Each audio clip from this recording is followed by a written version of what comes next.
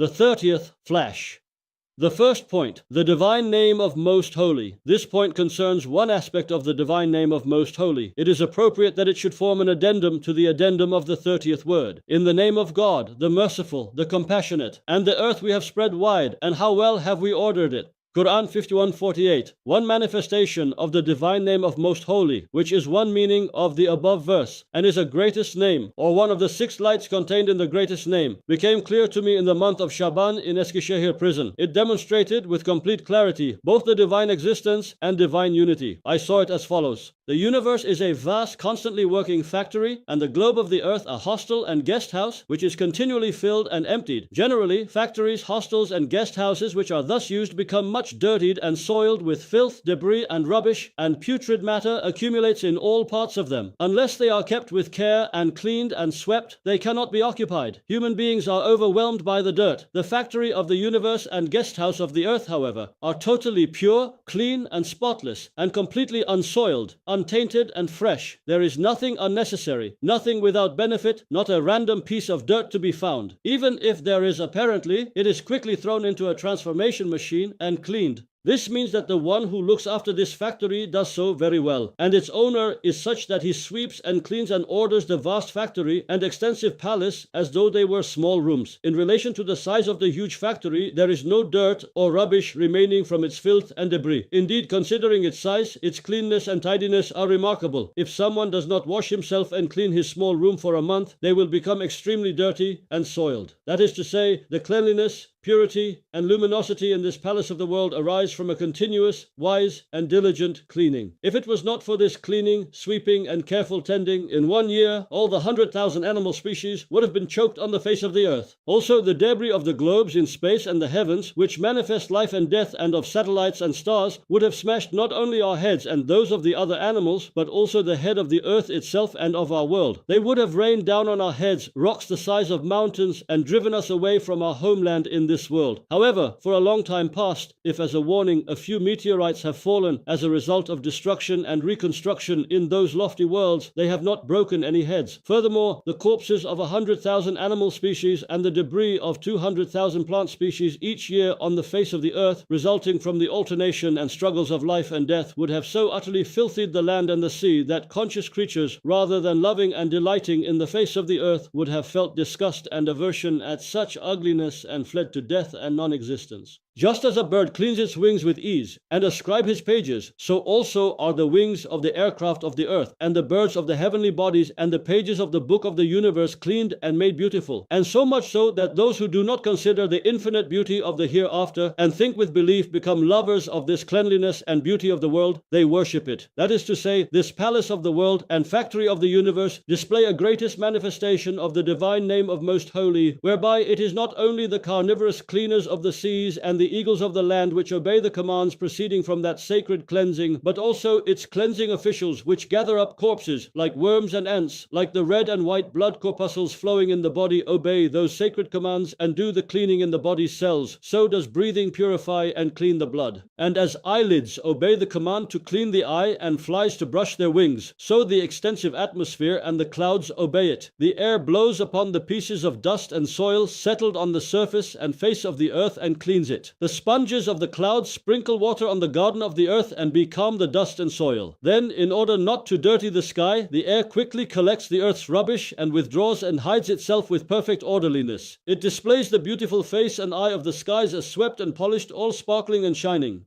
And as the stars, elements, minerals, and plants obey the command to clean, all particles and atoms also obey it. They pay attention to cleanliness within the astonishing upheavals of change and transformation. They never congregate anywhere unnecessarily and get in the way. And if they do become soiled, they are quickly cleaned. They are impelled by a hand of wisdom to acquire the cleanest, neatest, and most shining states and the most beautiful, pure, and subtle forms. Thus, this single act, that is, making clean, which is a single truth, is a greatest manifestation of a greatest name, the name of Most Holy, which shows itself in the maximum sphere, that is, throughout the universe. Like the sun, it shows directly to eyes that are far-seeing and broad-sighted the divine existence and unity together with the most beautiful divine names.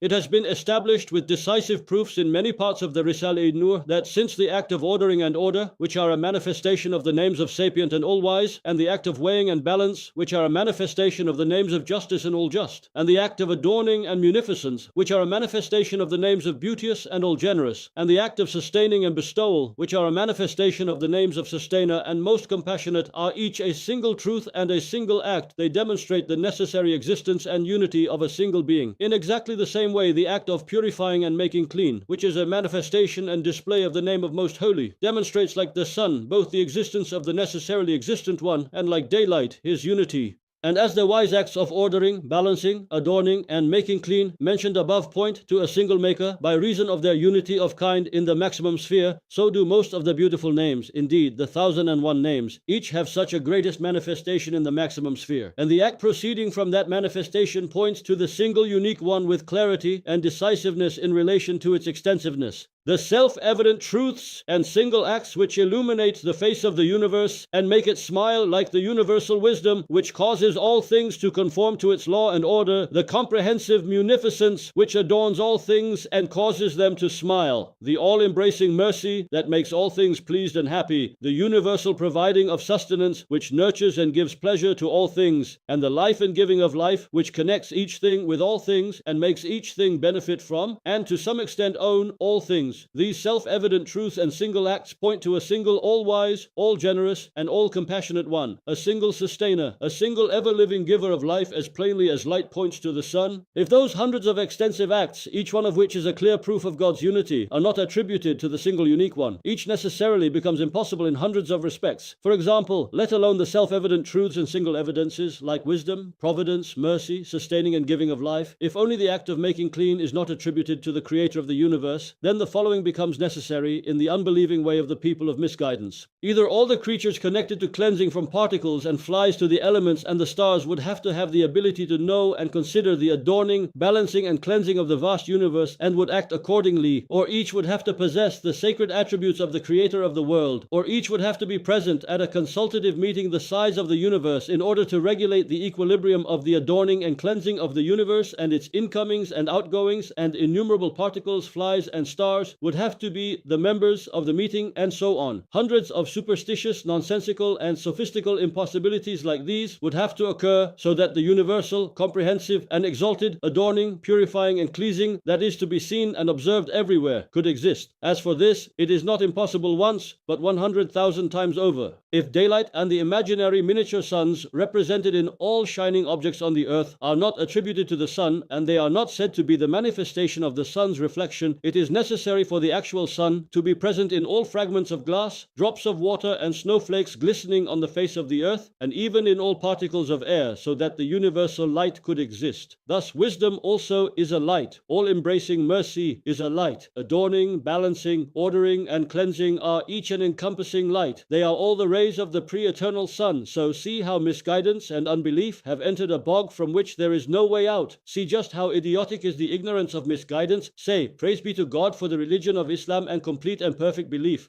For sure this exalted, universal cleansing which keeps the palace of the universe clean is the manifestation and requirement of the divine name of Most Holy. And just as the glorification of all creatures looks to the name of Most Holy, so also does the name of Most Holy require the cleanliness of all of them. Yuchot. We must not forget that bad qualities, false beliefs, sins, and innovation are all instances of moral and spiritual dirt.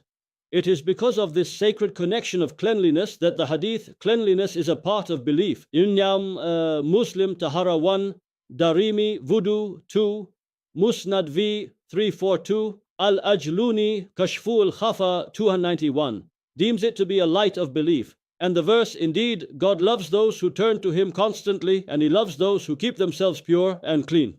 Quran 2:22 shows that cleanliness is a means of attracting God's love. The second point, the divine name of all just.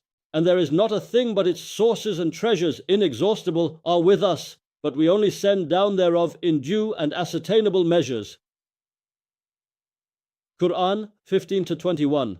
One point concerning this verse, and one manifestation of the name of all just, which is a greatest name, or one of the 6 lights comprising the greatest name, like the first point, appeared to me from afar while in Eskişehir prison. In order to bring it closer to the understanding, again by means of a comparison, we say the following. The universe is a palace, but it is such a palace that in it is a city which is being constantly shaken by destruction and reconstruction, and in the city is a country which is being continuously agitated by war and emigration, and within the country is a world which is unceasingly revolving amid death and life. But such an astonishing balance, equilibrium and equilibration prevail in the palace, city, country and world that it self-evidently proves that the transformations, incomings and outgoings apparent in these innumerable beings are being measured and weighed every moment on the scales of a single being who sees and supervises the whole universe. For if it had been otherwise, if causes had been free and unrestrained, which try to destroy the balance and overrun everything, through a single fish laying 1,000 eggs and a single flower like a poppy producing 20,000 seeds, and through the onslaught and violence of change and the elements flowing in floods, or if it had been referred to aimless, purposeless chance, anarchic blind forces and unconscious dark nature, the equilibrium of beings and balance of the universe would have been so utterly destroyed that within a year, indeed within a day, there would have been chaos. That is to say, the seas would have been filled with things in total disorder and confusion and would have become fetid. The atmosphere would have been poisoned with noxious gases. And as for the earth, it would have turned into a refuse heap, slaughterhouse and swamp. The world would have suffocated. Thus everything from the cells of an animate body, the red and white corpuscles in the blood, the transformations of minute particles, and the mutual proportion and relation of the body's organs, to the incomings and outgoings of the seas, the income and expenditure of springs under the earth, the birth and death of animals and plants, the destruction of autumn and the reconstruction of spring, the duties and motion of the elements and the stars, and the alternations, struggles and clashes of death and life, light and darkness and heat and cold, are ordered and weighed with so sensitive a balance, so fine a measure, that the human mind can nowhere see any waste or futility, just as human science and philosophy see everywhere and point out the most perfect order and beautiful symmetry. Indeed, human science and philosophy are a manifestation and interpreter of that order and symmetry. So, come and consider the balance and equilibrium of the sun and its 12 planets. Does this balance not point as clearly as the sun to the all-glorious one who is all-just and all-powerful? And especially our ship, that is, the globe of the earth, which is one of the planets. It travels an orbit of 24,000 years in 1 year, not scattering or shaking the things stored up and stacked on its face, despite its extraordinary speed, nor throwing them off into space. If its speed had been increased or reduced just a little, it would have thrown its inhabitants off into the atmosphere and scattered them through space. And if its balance was to be destroyed for a minute or even a second, it would destroy the world. Indeed, it would clash with another body and doomsday would break forth. And especially the compassionate balance on the face of the earth of the births, deaths, livelihoods, and lives of the 400,000 plant and animal species, it shows a single, just, and compassionate one as clearly as light shows the sun, and especially the members, faculties, and senses of a single of the innumerable members of those species. They are related to each other with so fine a balance and equilibrium that their balance and mutual proportion show an all-wise and just maker so clearly as to be self-evident. And especially the cells and blood vessels in the bodies of animals, and the corpuscles in the blood and particles in the corpuscles. They have such a fine, sensitive, and wondrous balance that it self-evidently proves that they are being nurtured and administered through the balance, law, and order of a single all-just and wise Creator, in whose hands are the reins of all things, has the key to all things, for whom nothing is an obstacle to anything else, and directs all things as easily as a single thing. If someone who does not believe or deems it unlikely that the deeds of jinn and men will be weighed up on the supreme scales of justice at the last judgment, notes carefully this vast balance which he can see in this world with his own eyes, he will surely no longer consider it unlikely.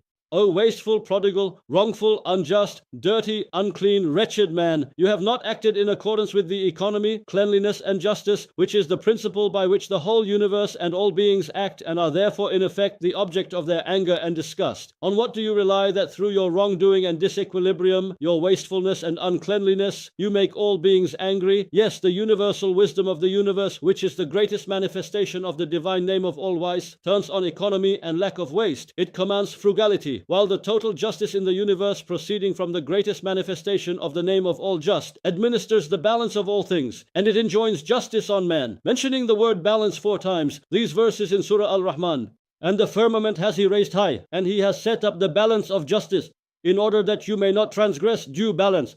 So establish weight with justice and fall not short in the balance. Quran 35:7-9 indicate 4 degrees and 4 sorts of balance, showing its immensity and supreme importance in the universe. Yes, just as there is no wastefulness in anything, so too in nothing is there true injustice and imbalance. And the cleanliness and purification proceeding from the name of Most Holy cleans and makes beautiful all the beings in the universe. So long as man's dirty hand does not interfere, there is no true uncleanliness or ugliness in anything. So you may understand how basic to human life are the principles of justice, frugality, and cleanliness, which are truths of the Quran and Islamic principles, and know how closely connected with the universe are the injunctions of the Quran, having spread their firm roots everywhere, and that it is impossible to destroy those truths like it is impossible to destroy the universe and change its form. Is it at all possible that although hundreds of comprehensive truths like these 3 vast lights, such as mercy, grace, and preservation, require and necessitate the resurrection of the dead and the hereafter, powerful and all-encompassing truths like mercy, favor, justice, wisdom, frugality, and cleanliness, which govern in the universe and all beings, should be transformed into unkindness, tyranny, lack of wisdom, wastefulness, uncleanliness, and futility, through there being no hereafter and the resurrection not occurring?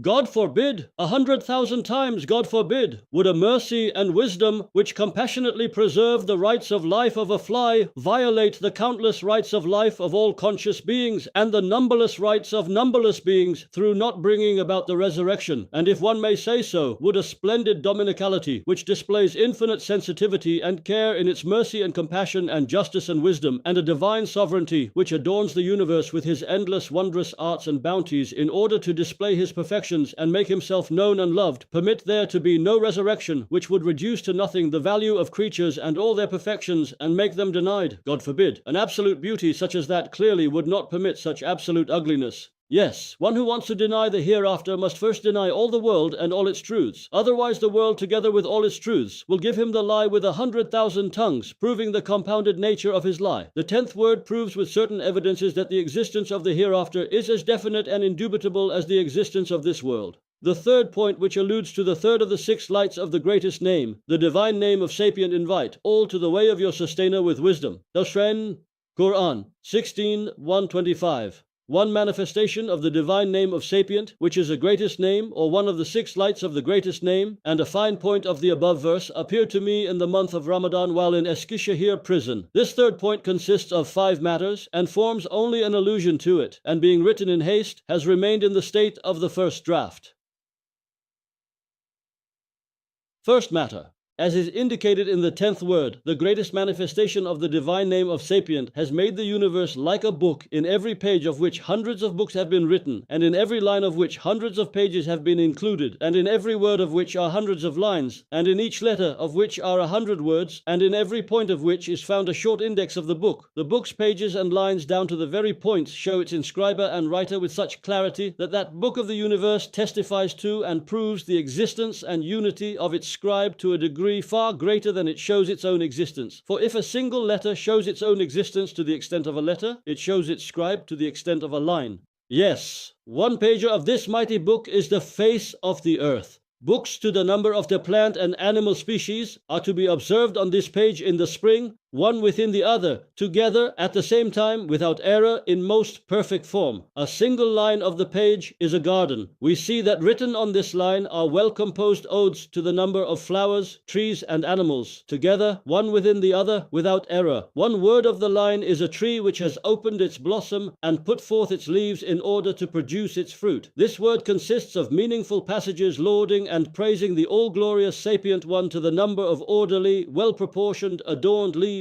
flowers, and fruits. It is as though, like all trees, this tree is a well-composed ode singing the praises of its inscriber. It is also as if the all-glorious sapient one wants to look with thousands of eyes on his wonderful antique works displayed in the exhibition of the earth. And it is as if the bejeweled gifts, decorations, and uniforms given to the tree by that pre-eternal monarch have been given such adorned, well-proportioned, orderly, meaningful, and wise forms in order to present them to his view in the spring, its particular festival and parade, that each of its flowers and fruits testifies in numerous ways and with many evidences one within the other to its inscriber's existence and names. For example, in all its blossoms and fruits is a balance. The balance is within an order, and the order is within an ordering and balancing which is being constantly constantly renewed. The ordering and balancing is within an art and adornment, and the adornment and art are within meaningful sense and wise tastes. Thus, each flower points to the all-glorious sapient one, to the number of the tree's blossoms. And in the tree, which is a word, the point of a seed in a fruit, which is like a letter, is a small coffer containing the index and program of the whole tree, and so on. To continue the same analogy, through the manifestation of the name of sapient and wise, all the lines and pages of the book of the universe, and not only its lines, but all its words, letters, and points, have been made as miracles, so that even if all causes should gather together, they could not make the like of a single point, nor could they dispute it. Yes, since each of the creational signs of this mighty Quran of the universe display miracles to the number of points and letters of those signs, in no way could confused chance, blind force, aimless, anarchic, unconscious nature interfere in that wise, percipient, particular balance and most sensitive order. If they had interfered, some traces of confusion would certainly have been apparent, whereas disorder of no sort is to be seen anywhere. Second matter. First topic. As is explained in the 10th word, it is a most basic rule that infinitely perfect beauty and infinitely beautiful perfection want to behold themselves and show and exhibit themselves. It is as a consequence of this basic general rule that the pre-eternal inscriber of the mighty book of the universe, through the universe and through all its pages, lines, and even letters and points, through the numerous tongues of all beings from the most particular to the most universal, makes known and loved the beauty of his perfection and perfection of his beauty, in order to make himself and his perfections known, and to display his beauty and make himself loved. And so, O heedless man, if in the face of the sapient and all-wise ruler of glory and beauty's making himself known to you and loved by you by means of all his creatures in this brilliant, endless fashion, you do not recognize him with belief, and you do not make yourself loved by him with your worship, you should know just what a compounded ignorance it is, and what a loss. So, come to your senses. Second topic of the second matter. There is no place for partnership in the dominions of the universe's all-powerful and wise maker. For since in everything is infinitely perfect order, it does not accept partners. If many hands intervene in one matter, it confuses it. If there are 2 kings in a country, 2 governors of a town, or 2 headmen in a village, disorder will occur in all the matters of the country, town, and village. Similarly, the fact that the most minor official does not accept the interference of others in his duties shows that the most fundamental characteristic of rulership is independence and singleness. That is to say, order necessitates unity, and rulership necessitates independence. If impotent man needy for assistance, a temporary shadow of rulership rejects interference in this way, the true absolute rulership at the degree of dominicality of one possessing absolute power will certainly reject interference with all its strength. If there had been even the tiniest interference, the order would have been spoilt. However, the universe has been created in such a way that in order to create a seed, power sufficient to create a tree is necessary. And in order to create a tree, power sufficient to create the universe is necessary. And if there was a partner who interfered in the universe, he would have to share in the tiniest seed, for the seed is a sample of the universe. So then, 2 dominicalities which cannot reside together in the vast universe would have to reside in a seed, and even in a minute particle. And this is the most impossible and meaningless of impossibilities and false delusions. No, what an infinitely compounded contradiction, error, and falsehood are unbelief and associating partners with God, which necessitate the impotence, even if only in a seed, of the absolutely powerful One who holds in the balance of his justice and order of his wisdom all the states and attributes of the vast universe, and know what an infinitely compounded truth, reality, and verity is divine unity, and say, all praise and thanks be to God for belief. Third matter. Through his names of sapient and all-wise, the all-powerful Maker has included thousands of well-ordered worlds in this world. Within those worlds, he created man as a center and pivot who of all creatures manifests and is the means to the wisdom and purposes in the universe. And the most important of the instances of wisdom and beneficial things in the sphere of the universe look to man. And in the human sphere, he made sustenance a center. In the human world, most of the instances of wisdom and benefits look to sustenance and are manifest through it. The manifestation of the name of All-Wise is apparent in brilliant form in man through consciousness and the pleasure of sustenance, while each of the hundreds of sciences discovered by means of human consciousness describes one manifestation of the name of sapient in one realm of creation. For example, if the science of medicine was to be asked, what is the universe? It would be bound to reply, it is an exceedingly orderly and perfect vast pharmacy. All remedies are prepared and stored up in it in the best way. And if the science of chemistry was asked, what is the earth? It would reply, it is a perfectly ordered chemist's shop. While the science of engineering would reply, it is totally faultless perfect factory. And the science of agriculture would reply, it is an infinitely productive, regular and well-ordered field and garden which produces all kinds of seeds at the required time. The science of commerce would reply, it is an extremely well set out exhibition, orderly market and shop stocked with most artistic wares. The science of economics would reply, it is an exceedingly well-ordered warehouse containing every sort and kind of food. The science of dietetics would reply, it is a dominical kitchen and cauldron of the most merciful, in which is cooked in most regular fashion hundreds of thousands of the most delicious foods. The science of soldiering would reply, the earth is a military camp. Although there are 400,000 different nations in that army in the spring, newly taken under arms with their tents pitched on the face of the earth, they are given their rations, uniforms, weapons, training and discharges, which are all different for each nation, in perfect order, with no confusion and none being forgotten, through the command, power, compassion of a single commander-in-chief from his treasury. They are all administered in the most regular fashion. And if the science of electricity was to be asked, what is this world? It would certainly reply, the roof of this magnificent palace of the universe has been adorned with innumerable orderly and balanced electric lamps. However, the order and balance are so wondrous that foremost the sun and those heavenly lamps, which are 1,000 times larger than the earth, do not spoil their balance, although they burn continuously. They do not explode or burst into flames. Their expenditure is endless, so where do their income and fuel and combustible material come from? Why are they not exhausted? Why is the balance not spoilt with their burning? A small lamp goes out if it is not tended regularly. See the wisdom and power of the all-wise one of glory, who makes the sun, which according to astronomy is 1,000,000 times larger than the earth and 1,000,000 years older. You can reckon just how much wood, coal, and oil would be necessary for the stove or lamp of the sun, which heats the palace of the world. According to the reckoning of astronomy, for it to burn every day, piles of wood equal to 1,000,000 earths and thousands of oceans of oil would be necessary. Now think and say, glory be to God, what wonders God has willed. Blessed be God, to the number of the sun's particles in the face of the majesty, wisdom, and power of the all-powerful one of glory, who makes it give light continuously without firewood or oil. Burn without coal or oil, without being extinguished. Say, all glory be to God. Say, what wonders God has willed. Blessed be God. There is no God but He, to the number of seconds of the sun's existence.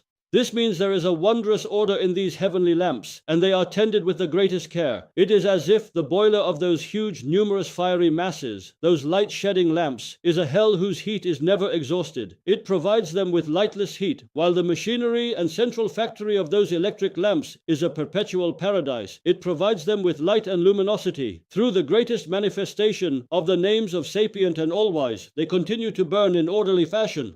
And so on. Through the certain testimony of hundreds of sciences like these, the universe has been adorned with innumerable instances of wisdom, purposes, and beneficial things within a faultless, perfect order. And the order and wisdom given through that wondrous, all-encompassing wisdom to the totality of the universe have been included in small measure in seeds and the tiniest living creatures. It is clear and self-evident that aims, purposes, instances of wisdom and benefits can only be followed through choice, will, intention, and volition, not through any other way. Just as they could not be the work of unconscious causes and nature, which lack will, choice, and purpose, so too they could not interfere in them. That is to say, it cannot be described what an extraordinary ignorance and foolishness it is not to know or to deny the all-wise Maker, the agent with choice, whom the universe and all its beings necessitate and demonstrate through their infinite order and the instances of wisdom they contain. Yes, if there is anything astonishing in the world, it is such denial, for the endless aspects of order and instances of wisdom in the beings in the universe testify to His existence and unity, so that even the most profoundly ignorant can understand what blindness and ignorance it is not to see or not to recognize Him. I might even say that among the people of unbelief, the sophists, who are supposed to be stupid because they denied the universe's existence, are the most intelligent. For since, on accepting its existence, it was not possible not to believe in God and its Creator, they started to deny the universe's existence. They denied themselves as well. Saying there is nothing, they abdicated their intelligences, and being saved from the boundless unreasonableness under the guise of reason of the other deniers, they in one sense drew close to reason. Fourth, matter. as is indicated in the 10th word, for a wise maker, a most wise master builder, to follow carefully hundreds of instances of wisdom in each stone of a palace, then not to construct the palace's roof so it falls into ruin, and all the innumerable purposes and instances of wisdom are lost, is something no conscious being could accept. So too, it is in no way possible that having followed out of his perfect wisdom tons of benefits, aims, and purposes in a tiny seed, one possessing absolute wisdom should go to the great expense of the mighty tree as vast as a mountain, in order for it to produce a single benefit, a single small aim, a single fruit worthy virtually nothing, and so to be wastefully prodigal in a way entirely opposed and contrary to his wisdom. Fourth matter, as is indicated in the 10th word, for a wise maker, a most wise master builder, to follow carefully hundreds of instances of wisdom in each stone of a palace, then not to construct the palace's roof so it falls into ruin and all the innumerable purposes and instances of wisdom are lost, is something no conscious being could accept. So too it is in no way possible that having followed out of his perfect wisdom tons of benefits, aims, and purposes in a tiny seed, one possessing absolute wisdom should go to the great expense of the mighty tree as vast as a mountain, in order for it to produce a single benefit, a single small aim, a single fruit, worthy virtually nothing, and so to be wastefully prodigal in a way entirely opposed and contrary to his wisdom. In just the same way, the all-wise maker attaches hundreds of instances of wisdom to each of the beings in the palace of the universe, and equips them to perform hundreds of duties, and to all trees bestows instances of wisdom to the number of its fruits, and gives duties to the number of its flowers. For him not to bring about the resurrection of the dead and the great gathering, and for all those incalculable numbers of purposes and instances of wisdom and infinite duties to be meaningless, futile, pointless, and without purpose or benefit, would impute absolute impotence to that absolutely powerful one's perfect power, just as it would impute futility and purposelessness to that absolutely wise one's perfect wisdom, and utter ugliness to the beauty of that absolutely compassionate one's mercy, and boundless tyranny to that absolutely just one's perfect justice. It would be quite simply to deny the wisdom, mercy, and justice in the universe which may be seen by everyone. It would be an extraordinary impossibility, comprising innumerable absurdities. The people of misguidance should come and see just what a terrifying darkness, blackness there is in their misguidance, just as there is in their graves, and how they are the nests of scorpions. And they should know that belief in the hereafter is a way beautiful and luminous as paradise, and should embrace belief. Fifth matter. This consists of two topics. First topic, the fact that necessitated by his name of all-wise, the all-glorious maker follows the lightest way, the shortest path, the easiest fashion, the most beneficial form, shows that there is no wastefulness, futility, and absence of benefits in the nature of things. Wastefulness is the opposite of the name of wise, so too frugality is necessitated by it and is its fundamental principle. O prodigal, wasteful man, know that by not adopting frugality, the most basic principle in the universe, you have acted in a way entirely contrary to reality. You should understand what an essential, encompassing principle is taught by the verse, eat and drink, but waste not in excess. Quran 7:31. Second topic. It may be said that the names of sapient and all-wise point to and necessitate the prophethood of the noble prophet, upon whom be blessings and peace, to the degree of being self-evident. Yes, since a most meaningful book requires a teacher to teach it, and an exquisite beauty requires a mirror to show itself and see itself, and a most perfect art requires a herald to announce it, for sure among mankind, who is addressed by the mighty book of the universe, in every letter of which are hundreds of meanings and instances of wisdom, will be a perfect guide, a supreme teacher. For then he may teach the sacred and true wisdom in the book, that is, make known the existence of the wisdom and purposes in the universe. Indeed, be the means of the appearance and even existence of the dominical purposes in the universe's creation, and make known and act as a mirror to the perfect art of the Creator and the beauty of his names, which he willed to display throughout the universe, showing their importance. And since the Creator wants to make himself loved through all his beings and to be responded to by all his conscious creatures, one of them will respond with comprehensive worship in the name of all of them in the face of those comprehensive dominical manifestations. He will bring the land and sea to ecstasy, turn the gazes of those conscious creatures to the one who made the art with a tumultuous announcement and exaltation, which will cause the heavens and earth to reverberate, and with sacred instruction and teaching and a Quran of mighty stature, which will draw the attention of all reasonable people, will demonstrate in the best way the divine purposes of that sapient and all-wise maker, and who will respond in most complete and perfect manner to the manifestations of all his instances of wisdom and of his beauty and glory. The existence of such a one is as necessary, as essential for the universe as the existence of the sun.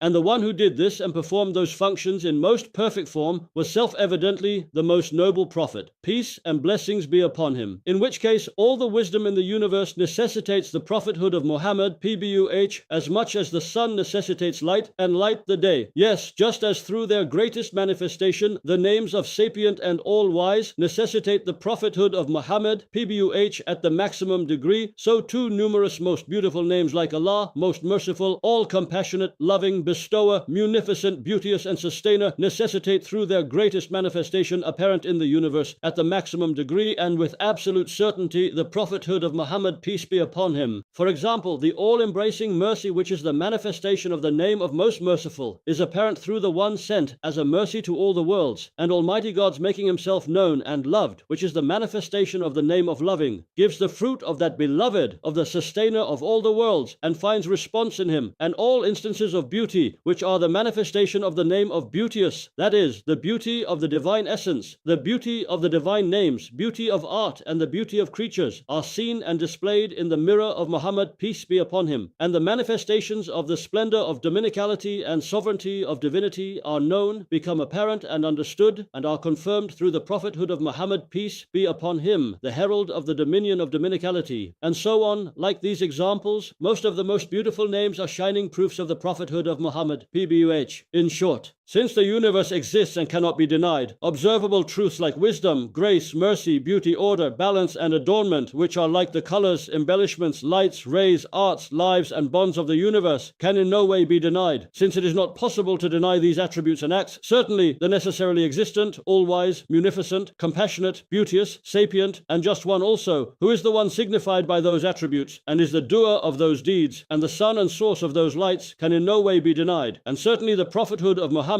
upon whom be blessings and peace, who is the supreme guide, most perfect teacher, preeminent herald, solver of the talisman of the universe, and mirror of the eternally besought one, and beloved of the most merciful, and the means of those attributes and acts being known, indeed of their perfection and even of their being realized, can in no way be denied. Like the lights of the world of reality and of the reality of the universe, his prophethood is the universe's most brilliant light. Blessings and peace be upon him to the number of seconds of the days and of the particles of creatures. Glory be unto you. We have no knowledge save that which you have taught us. Indeed, you are all-knowing, all-wise. Quran 2:32. The fourth point, the divine name of single in the name of God, the merciful, the compassionate. Say, He is God, the one and only. Al-Quran 112:1. One fine point of this verse, and a manifestation of the divine name of single, which is a greatest name comprising the names of one and unique, or one of the 6 lights comprising the greatest name, appeared to me in Eskişehir prison in the month of Shawwal. Referring the details of that greatest manifestation to the Risale-i Nur, we shall here explain extremely briefly in 7 short indications the true affirmation of divine unity, which the name of single demonstrates through its maximum manifestation. First indication, the 22nd word and 33rd letter have shown in detail that through a greatest manifestation, the greatest name of single has placed a seal, a stamp of divine unity on the universe as a whole and on each realm of beings in it and on each individual being. Here we shall point out only 3 stamps. First stamp, the manifestation of divine singleness has placed a seal of unity on the face of the universe, whereby it has made it an indivisible whole. One who does not have power of disposal over the whole universe cannot be the true owner of any part of it. The seal is this: like the finest machinery in a factory, the beings and realms of beings in the universe assist one another and work to complete each other's functions. With their solidarity and cooperation, they're answering each other's requests and hastening to assist to each other. They're embracing each other and being one within the other.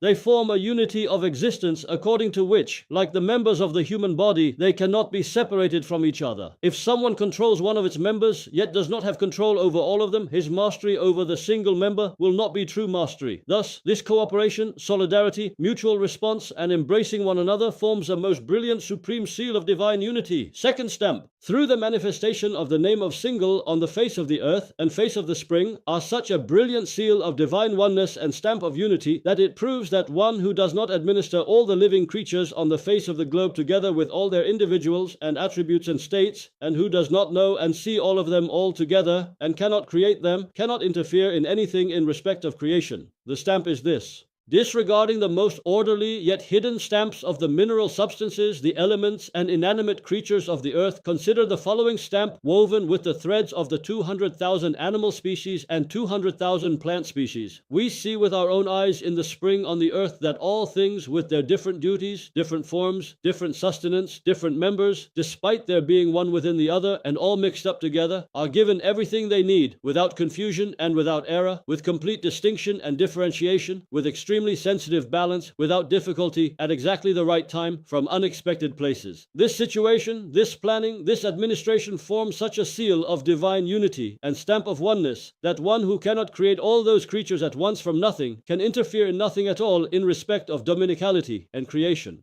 For if they had interfered, the equilibrium of that utterly vast administration would have been spoilt. However, man apparently serves the smooth application of those laws of dominicality through the divine command. Third stamp. This stamp of divine oneness is on man's face. Indeed is man's face, one who does not hold in his gaze all the human beings who have come and will come from the time of Adam till the end of the world, and cannot place on each of their faces a distinguishing mark. Indeed, hundreds of distinguishing marks can have no part in respect of creation in the stamp of unity on the face of any single one of them. Yes, the one who places that stamp on man's face must surely hold within his view and encompass with his knowledge all the members of the human race. For although the basic members of each person's face resemble one another, they all possess points of difference. The fact that all the members of the face, like the eye and ear, resemble each other are a stamp of unity, testifying that humankind's maker is one. So too the many wise differences, unlike other species, distinguishing one from the other, so they are not confused, and to preserve the rights of all of them, in addition to showing the maker of unity's will, choice, and volition, are all different subtle stamps of divine oneness. They show that one who cannot create all men and animals, indeed, the universe, cannot apply that stamp. Second indication, the world's species and elements of the universe are so intertwined and interwoven that a cause which does not possess the universe as a whole cannot have true disposal over any of its elements. The manifestation of unity proceeding from the name of single has included the whole universe within a unity so that everything proclaims it.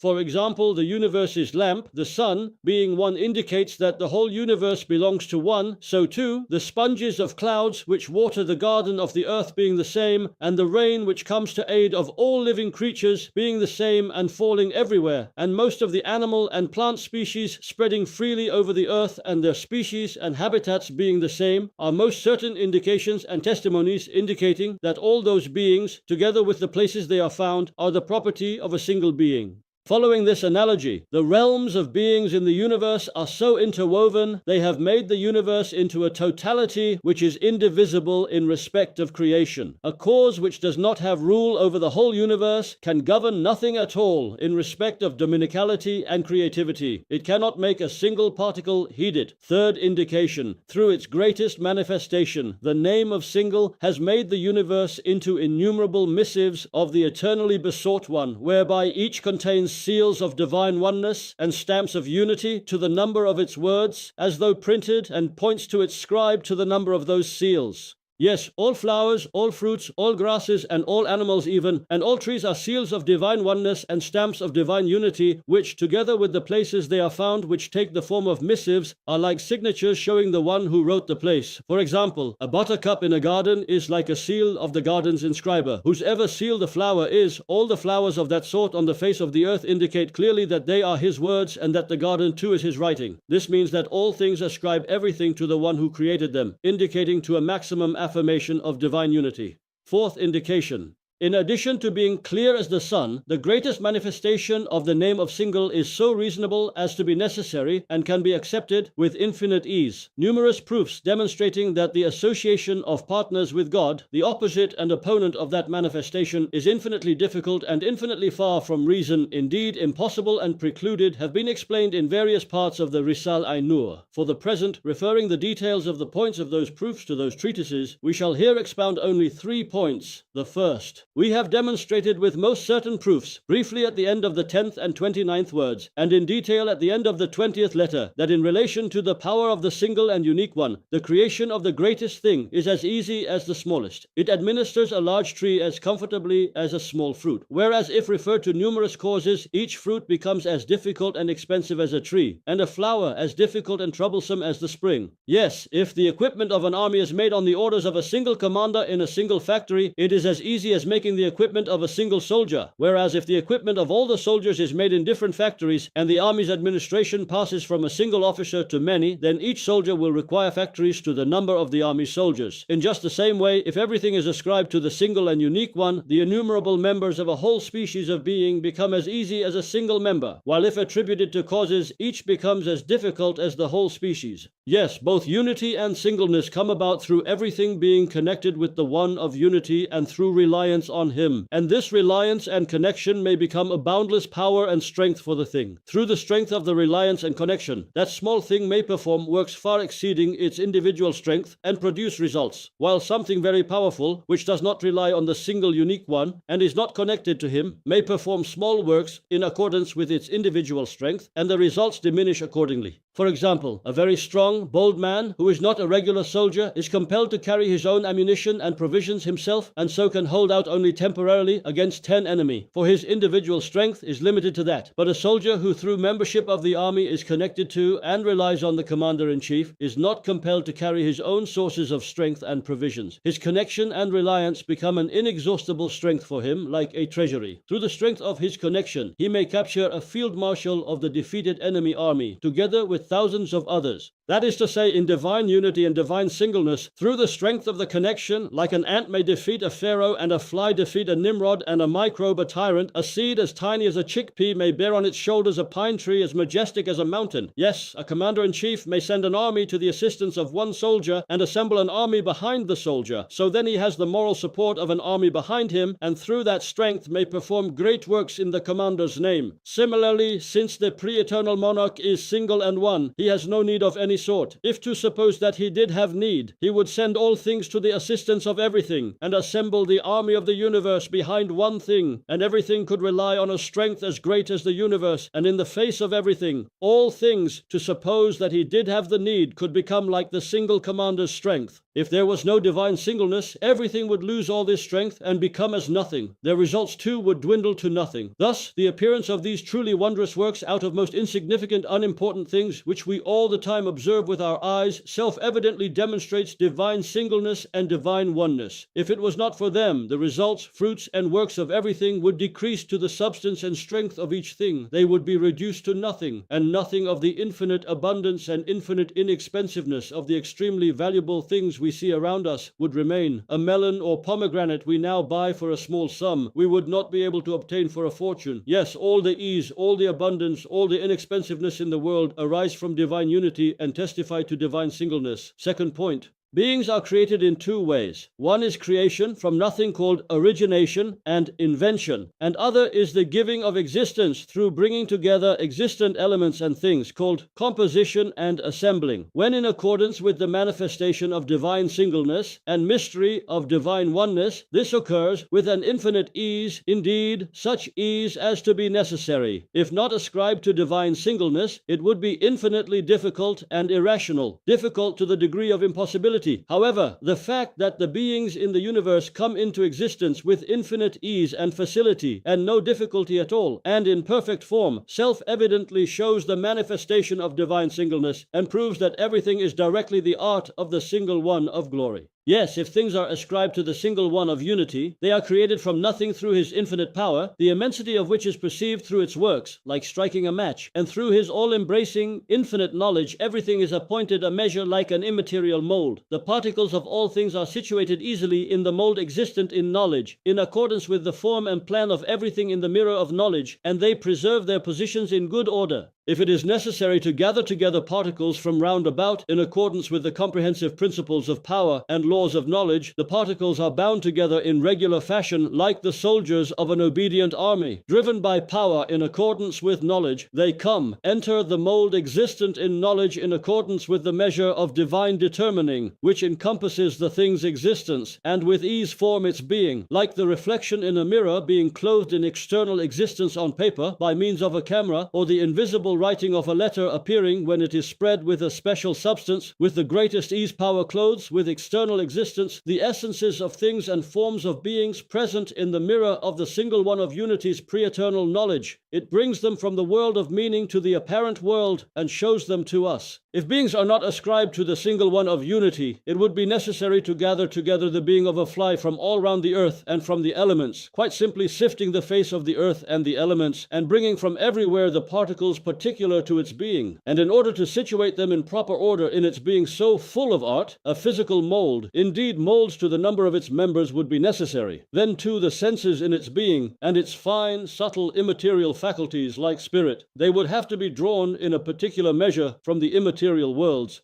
Thus the creation of a fly in this way would be as difficult as that of the universe. The difficulties would be multiplied 100 times. Indeed, it would be a compounded impossibility. For as all the people of religion and scientists are agreed, nothing apart from the single one can create from nothing and non-existence. In which case, if referred to causes and nature, everything may be given existence only through being gathered together from most things. Third point, we shall explain briefly 2 or 3 comparisons which are elucidated in other parts of the Risale-i Nur, showing how, if ascribed to a single one of unity, all things become as easy as a single thing, whereas if referred to causes and nature, the existence of a single thing becomes as difficult as that of all things. For example, if the positions and administration of 1,000 soldiers are referred to one officer, and that of one soldier to 10 officers, to command the one soldier will be 10 times more difficult than commanding a battalion, for those who command him will form obstacles to one another, and in the resulting disorder the soldier will have no peace, whereas if to obtain the desired result and situation a battalion is referred to a single officer, he can achieve the result easily, without difficulty, and give it that situation. If to obtain the result and situation it is referred to the soldiers without a chief, leader, or sergeant, they will only be achieved with much dispute and difficulty, in great disorder and deficiently. Second comparison. For example, if a master builder is appointed to give the stones in the dome of a mosque like Hagia Sophia their suspended position, he may do so easily. But if it is referred to the stones themselves, they will all have to be both absolutely dominant and absolutely subject to each other, in order to support each other in that suspended position. For the work the master builder performs easily to be carried out, work 100 times greater of 100 builders will have to be carried out, then such a position may be achieved. Third comparison. For example, since the globe of the earth is an official, a soldier, of the single one of unity, which heeds that single one's single command, results are obtained like the change of the seasons, the alternation of day and night, the lofty, majestic motions of the heavens, and the changes in the cinema like celestial scenes. On receiving the single command of that single one, in rapturous joy at its duty, a single soldier like the earth rises to revolve in 2 motions like an ecstatic Mevlevi dervish, and is the means to those splendid results being achieved. It is as if the single soldier is commanding magnificent maneuvers on the face of the universe. If not ascribed to a single one whose rule of divinity and sovereignty of dominicality encompass the whole universe, and whose command and rule cover all beings, those results, heavenly maneuvers, and earthly seasons could only be obtained by millions of stars and globes 1,000 times larger than the earth, traveling the long distance of millions of years every 24 hours and every year. Thus, those results being obtained through the 2 motions in its orbit and on its axis like an ecstatic Mevlevi dervish of a single official like the globe of the earth, is an example of the infinite ease there is in divine unity, while they are being obtained through endlessly long ways, millions of times more difficult than the motion described above, is an example of just how difficult, indeed impossible, is the way of associating partners with God and unbelief, and just what impossible, absurd things are found on it. Consider the ignorance of those who worship causes and nature through the following example. You can understand understand how far from reason it is, and how ignorant to suppose that, after preparing in orderly fashion through his wondrous art the parts or machinery of a wonderful factory, or marvelous clock, or splendid palace, or fine book, a person does not himself assemble the parts easily, and work them, but with protracted and high expense makes each part, each mechanism, and even each sheet of paper and pen into extraordinary machines, in order to make the parts themselves construct and work the factory, palace, and clock, and write the book instead of the craftsman. And he refers to them the art and craft, which is the means of displaying all his arts and skills, which he has great desire to exhibit. In just the same way, those who attribute creation to causes and nature fall into a compounded ignorance. For above nature and causes are extremely well-ordered works of art, and they too are artifacts like other creatures. The one who makes them thus makes their results too, and displays them together. The one who makes the seed makes also the tree above it, and the one who makes the tree is the one who makes the fruits above it. Otherwise, for other different natures and causes to come into existence, further well-ordered natures and causes would be necessary, and so on ad infinitum. One would have to accept the existence of an infinite, meaningless, impossible chain of illusory fancies.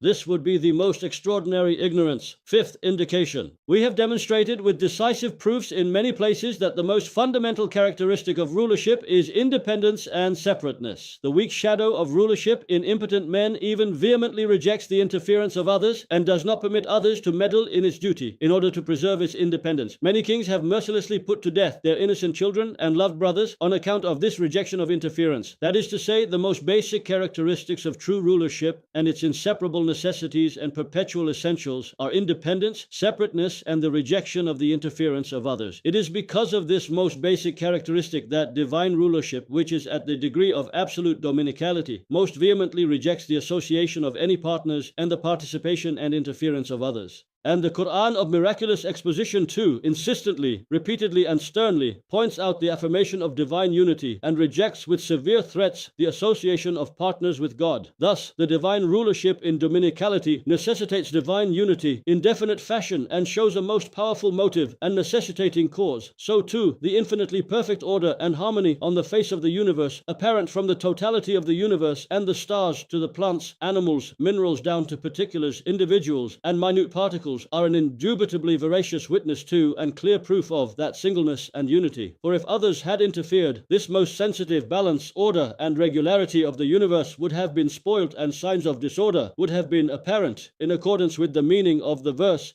If there were in the heavens and the earth other gods besides God, there would have been confusion in both.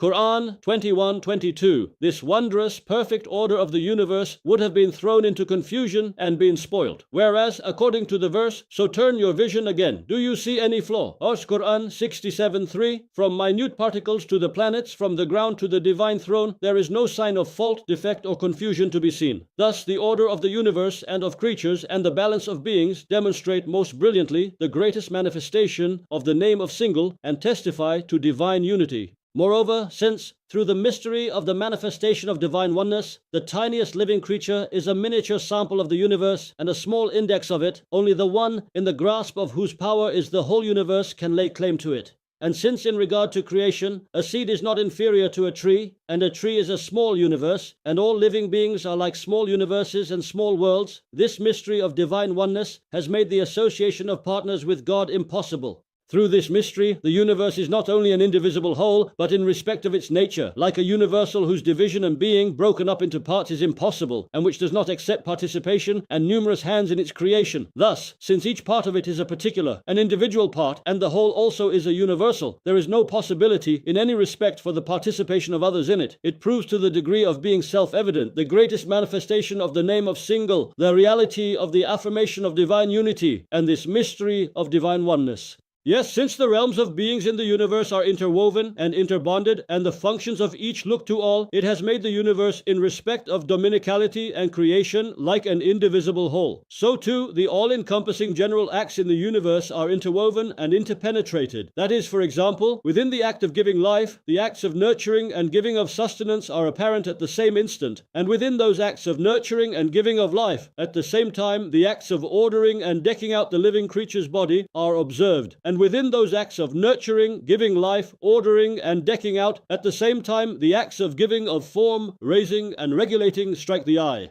and so on, since such all-encompassing and general acts are interpenetrated, and one within the other, and blended together like the 7 colors in light, indeed, are united, and since being the same in regard to their natures, each of those acts encompasses and embraces most beings, and are a single act, and since the one who performs the acts must be the same, and since each of them pervades the whole universe, and unites with the other acts in cooperation and assistance, it has made the universe like an indivisible whole. Similarly, since all living creatures are like seeds, indexes, and samples of the universe, it has made the universe from the point of view of dominicality like a universal whose division and breaking into parts is impossible. That is to say, the universe is such a totality that to be sustainer of a part of it is only possible by being sustainer of the whole. And it is such a universal that each part of it has become like a single member. To make any one single member submit to his dominicality is only possible by subjugating the universal. Sixth indication: dominical singleness and divine unity are the means and basis of all perfections.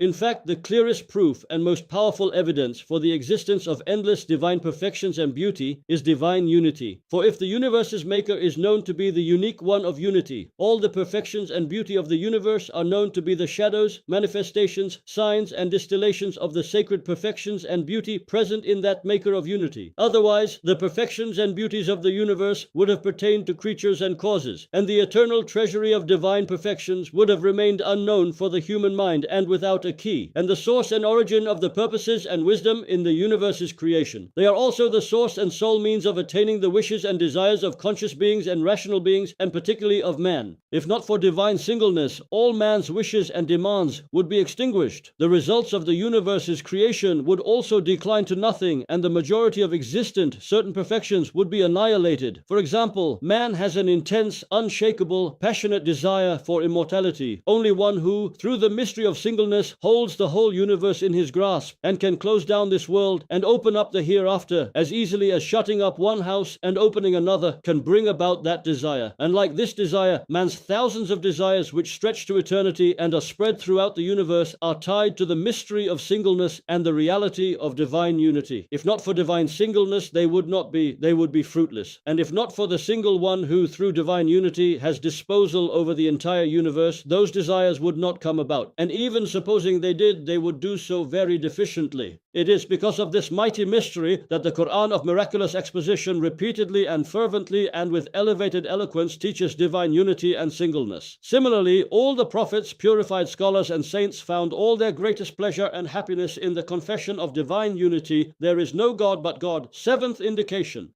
just as Muhammad, peace and blessings be upon him, taught, proved, and proclaimed in most perfect form the true affirmation of divine unity in all its degrees, so too his prophethood was established as surely and certainly as divine unity. For since he taught divine unity, the greatest reality in the sphere of existence, together with all its truths, it may be said that all the arguments proving divine unity indirectly, though decisively, prove his prophethood, the authenticity of his duty, and the rightness of his cause. Yes, a prophethood which discovered and truly taught divine singleness and unity, which bring together those thousands of elevated truths, is most definitely necessitated and required by that singleness and unity. They certainly require it. Thus Muhammad, upon whom be blessings and peace, carried out that duty to the letter. Now, we shall explain by way of example 3 out of numerous evidences and causes which testify to the importance and elevatedness of his collective personality, attesting that it is a sun in the universe. The first: in accordance with the rule, the cause is like the doer. The equivalent of all the good deeds performed throughout the centuries by all his community has passed to the book of good deeds of Muhammad, upon whom be blessings and peace. So too, by thinking of the certain acceptance of the salawat prayers for the Prophet, PBUH, which every day all his community recite for him, and the station and degree that those endless prayers necessitate, it may be understood what a sun in the universe is the collective personality of Muhammad, upon whom be blessings and peace. The second: Think of the spiritual progress of Muhammad, upon whom be blessings and peace, whose essential being was the source, seed, life, and means of the mighty tree of the world of Islam. It arose from his performing with his extraordinary capacity and faculties the sacred worship and glorifications which form the spiritual aspects of the world of Islam, perceiving all their meaning. Then you may understand how much more elevated than other sainthoods was the sainthood of Muhammadan PBUH worship, by which he rose to the degree of being the beloved of God. At one time, a single glorification unfolded to me in one of the prayers in a manner close to how the companions of the Prophet perceived them, and it appeared to me as important as a month's worship. I understood through this the companions' high worth. It meant that at the start of Islam, the effulgence and light proceeding from the sacred words had a different quality. Through their newness, they had a different flavor, subtlety, and freshness, which with the passage of time have become hidden and obscured and have diminished through neglect. Muhammad, PBUH, received them with his wondrous capacity, new and fresh from their original source, the most pure and holy essence, and absorbed and assimilated them. As a consequence of this, he could receive the effulgence from a single glorification that others could receive only from a year's worship. Thus, from this point of view, you can understand to what degree Muhammad, upon whom be blessings and peace, progressed through the degrees of perfections, which are without bounds or limit. The third, since mankind is the pivot of all the purposes in the universe of the universe's creator, and since with its superior understanding mankind has received all the addresses of that glorious one, and since Muhammad PBUH was the most famous and renowned of mankind, and as his works and achievements testify, its most perfect and magnificent individual, that single one of glory took Muhammad PBUH as his addressee in the name of mankind. Indeed, on account of the whole universe, he made manifest in him boundless effulgences and endless perfections. Thus, there are numerous points like these three that prove conclusively that just as the collective personality of Muhammad, PBUH, is the spiritual sun of the universe, so too is it the supreme sign of the mighty Quran known as the universe, and the greatest name of that supreme distinguisher between truth and falsehood, and the mirror of the greatest manifestation of the name of single. And we beseech the single, unique, eternally besought one, that blessings and peace to the total number of particles of the universe multiplied by all the seconds of all the minutes of all time descend on Muhammad, peace and blessings be upon him, from the infinite treasury of his mercy. Glory be unto you. We have no knowledge save that which you have taught us. Indeed, you are all-knowing, all-wise. The fifth point, the divine name of ever living in the name of God, the merciful, the compassionate. Look then to the signs of God's mercy, how he restores life to the earth after its death. Verily he it is who quickens the dead, for he is powerful over all things. Quran 30:50. A fine point concerning this mighty verse, together with another about the following mighty verse. God, there is no God but he, the living, the self-subsisting, eternal. No slumber can seize him nor sleep. Quran 2:255. Together with a manifestation of the name of ever-living, which is the greatest name, or one of the two lights of the greatest name, or one light of its 6 lights, appeared to my mind in the distance in the month of Shawwal in Eskişehir prison. I did not record it, for at the time I was unable to swiftly capture that sacred bird. Now after it has drawn away, I shall at least point out briefly by means of a number of signs, a few rays of that supreme truth and sublime light. First sign, the index-like answer to the questions, what is life? What is its true nature and purpose? Which are a greatest manifestation of the names of ever-living and giver of life, is this. Life is the most important aim of the universe, and its greatest result, and its most brilliant light, and its subtlest leaven, and its distilled essence, and its most perfect fruit, and its most elevated perfection, and its finest beauty, and its most beautiful adornment, and the secret of its undividedness, and the bond of its unity, and the source of its perfections, and in regard to art and nature, a most wondrous being endowed with spirit, and a miraculous reality which makes the tiniest creature like a universe. And in addition to its being the means of the universe being situated in a tiny animate creature, and its showing a sort of index of the huge universe in the creature, it is a most extraordinary miracle of divine power which connects the animate creature to most beings and makes it a tiny universe. And it is a wondrous divine art which enlarges a tiny part to being the greatest whole, and makes a particular like a universal or world, and shows that in regard to dominicality, the universe is an indivisible whole or universal that cannot be broken into parts, and which accepts no participation. And it is the most brilliant, the most decisive, the most perfect of proofs, testifying to the necessary existence of the ever-living and self-subsistent one. And among divine artifacts is the lightest and most apparent, and the most valuable, and the most abundant, and the purest, most shining, and most meaningful embroidery of dominical art. and it is a graceful, refined, delicate manifestation of divine mercy which makes other beings serve itself. And it is a most comprehensive mirror of the divine attributes, and it is a wonder of dominical creation, comprising the manifestations of numerous most beautiful names like merciful, provider, compassionate, munificent, and all-wise, which subjects to itself many truths like sustenance, wisdom, grace, and mercy, and is the source and origin of all the senses like sight, hearing, and touch.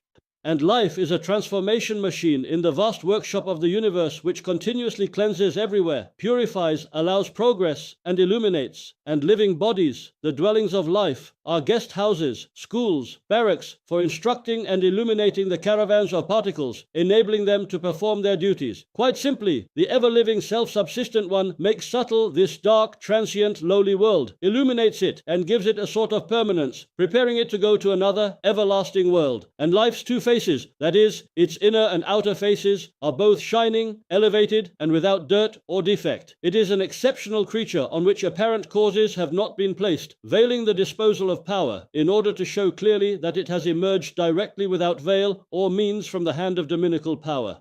And the reality of life looks to the 6 pillars of belief, proving them in meaning and indirectly. That is to say, it is a luminous truth which looks to and proves both the necessary existence of the necessarily existent one and his eternal life, and the realm of the hereafter and everlasting life, and the existence of the angels, and the other pillars of belief. Also, just as life is the purest essence of the universe, distilled from all of it, so is it a mighty mystery, yielding thanks, worship, praise, and love, the most important divine purposes in the universe, and most important results of the world's creation. So consider these 29 significant, valuable characteristics of life and elevated general duties. Then look and see the tremendousness of the name of ever-living behind the name of giver of life. Understand too how with these immense characteristics and fruits of life, the name of ever-living is a greatest name. Also understand that since life is the greatest result of the universe, and its greatest aim and most valuable fruit, life too must have a great aim and result as vast as the universe. For like the tree's result is its fruit, the fruit's result too, by means of the seed, is a future tree. Yes, just as the aim and result of this life is eternal life, one of its fruits too is thanks to the ever-living giver of life and worship and praise of him and love for him. And just as this thanks, love, praise, and worship are the fruit of life, so are they the aim of the universe. Understand also from this, with what ugly ignorance and denial, indeed unbelief, those who say that the purpose of life is to live comfortably, enjoy oneself heedlessly, and indulge oneself in pleasure, denigrate and insult the most valuable bounty of life, gift of consciousness and bounty of reason, and what ghastly ingratitude they display. Second sign.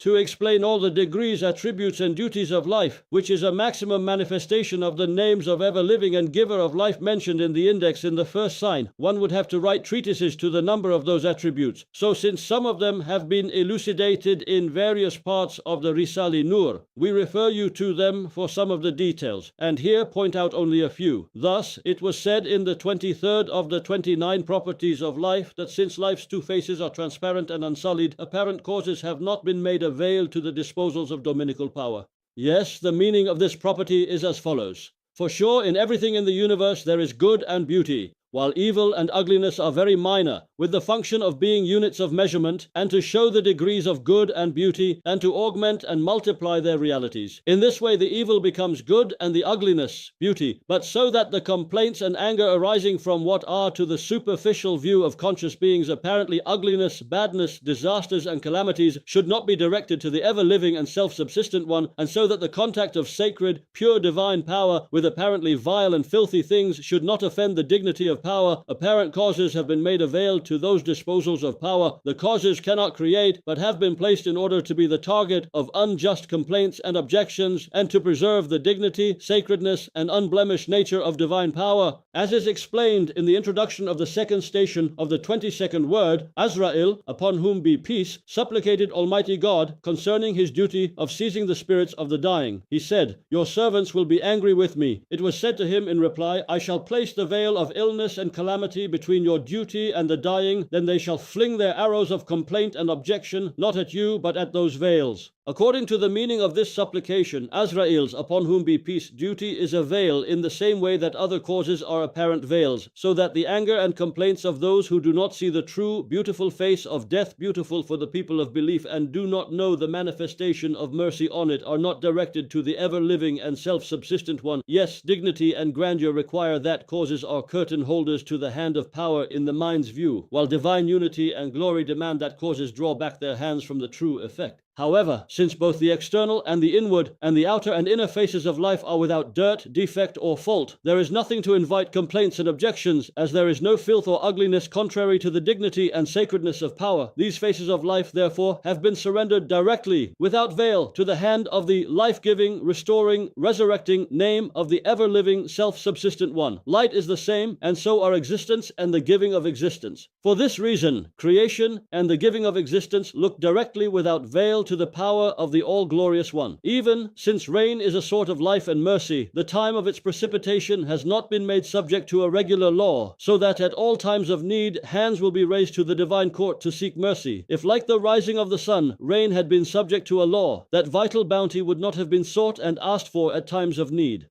Third sign, it was said in the 29th property of life that just as the result of the universe is life, so are thanks and worship the result of life, the cause and ultimate reason for the universe's creation and its desired result. Yes, the ever-living, self-subsistent maker of the universe certainly wants thanks from living creatures in return for his making himself known and loved through so many boundless sorts of bounties, and he wants their praise and laudation in return for his precious arts and for them to respond with worship and obedience to his dominical commands. And so, in accordance with this mystery of dominicality, it is because thanks and worship are the most important purpose of all sorts of life, and therefore of the whole universe, that with fervor, intensity, and sweetness, the Quran of miraculous exposition urges thanks and worship. It states repeatedly, worship is for God alone, thanks is due only to Him, and praise is particular to Him. It is in order to state that thanks and praise should go directly to its true owner, that verses like, it is He who gives life and death, and to Him is due the alternation of night-day.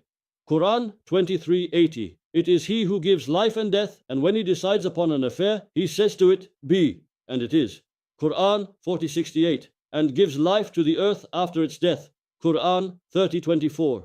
Point out that He holds life together with all its attributes, without veil, in the grasp of His power, and reject intermediaries explicitly, and ascribe life directly to the ever-living and self-subsistent one's hand of power, restricting it to Him. The verse is, for God is He who gives all sustenance, Lord of power, steadfast forever. Quran 51:58.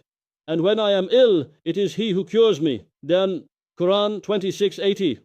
He is the one that sends down rain, even after men have given up all hope. There's Quran 42:28. Show that things which are the means of thanks after life, like sustenance, healing, and rain, which invite gratitude and thanks and stimulate a feeling of love and praise, also pertain directly to the healing provider, and that causes and intermediaries are a veil. That is, that sustenance, healing, and rain are particular and restricted to the power of the ever-living and self-subsistent one. To express that they come directly from Him without veil, in accordance with the rules of grammar, the restrictive pronoun, for God is He who are Razak, and He is the one that who Aladi has been used. The one who gives medicines their properties and creates their effects is the true healer alone. Fourth sign. It was explained concerning the 28th property of life, that life looks to the 6 pillars of belief and proves them. It points to their truth. Yes, since the most important result and fruit of the universe and the purpose of its creation is life, certainly that elevated reality is not restricted to this fleeting, brief, deficient, painful, worldly life. The aim and result of the tree of life, the immensity of which is understood through its 29 properties, is rather eternal life and the life of the hereafter. It is life in the realm of bliss, the very stones, trees, and earth of which are alive. For conscious beings, and especially for man, the tree of life, decked out with this many significant members, would otherwise remain without fruit,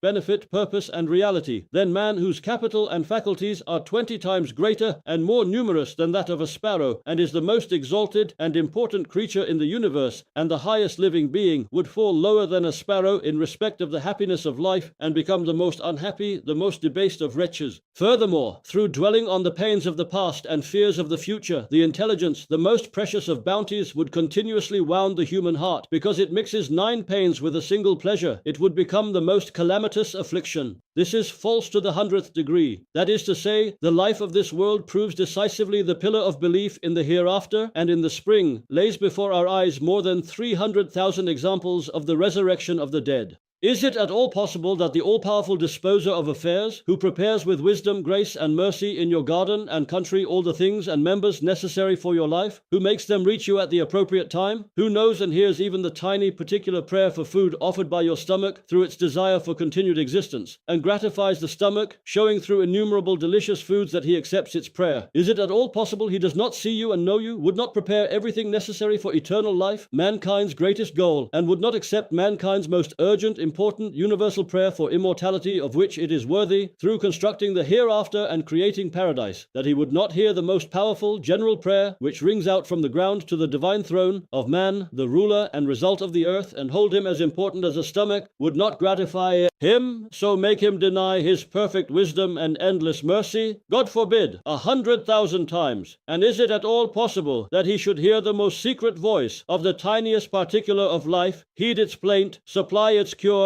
answer its want, nourish it with perfect care and solicitude, cause others to serve it attentively, and make his large creatures assist it, then not hear the thunderous voice of the largest and most valuable, immortal, most delicate life, and not take into consideration its powerful plea and prayer for immortality, that he should equip and superintend a common soldier with the greatest care and disregard a magnificent obedient army, that he should see an atom and not see the sun, that he should hear the buzzing of a mosquito and not hear the roar of thunder? God forbid, 100,000 times, God forbid. And could the reason in any way accept that an all-powerful and all-wise one, who is infinitely merciful, loving, and compassionate, who greatly loves his own art, makes himself much loved, and loves greatly those who love him, would condemn to everlasting death the life that loves himself more than anything, is lovable and loved, and by nature loves its maker, condemn to death the spirit, the essence and substance of life? Would he offend and make angry with himself for all eternity that beloved friend of his, and wounding him in terrible fashion, deny the mystery of his mercy and light of his love, and make him deny it? 100,000 times, God forbid. The absolute beauty which adorns the universe with its manifestation, the absolute mercy which makes happy all creatures, is most certainly exempt from such infinite ugliness, far elevated above such absolute tyranny, such unkindness. Conclusion.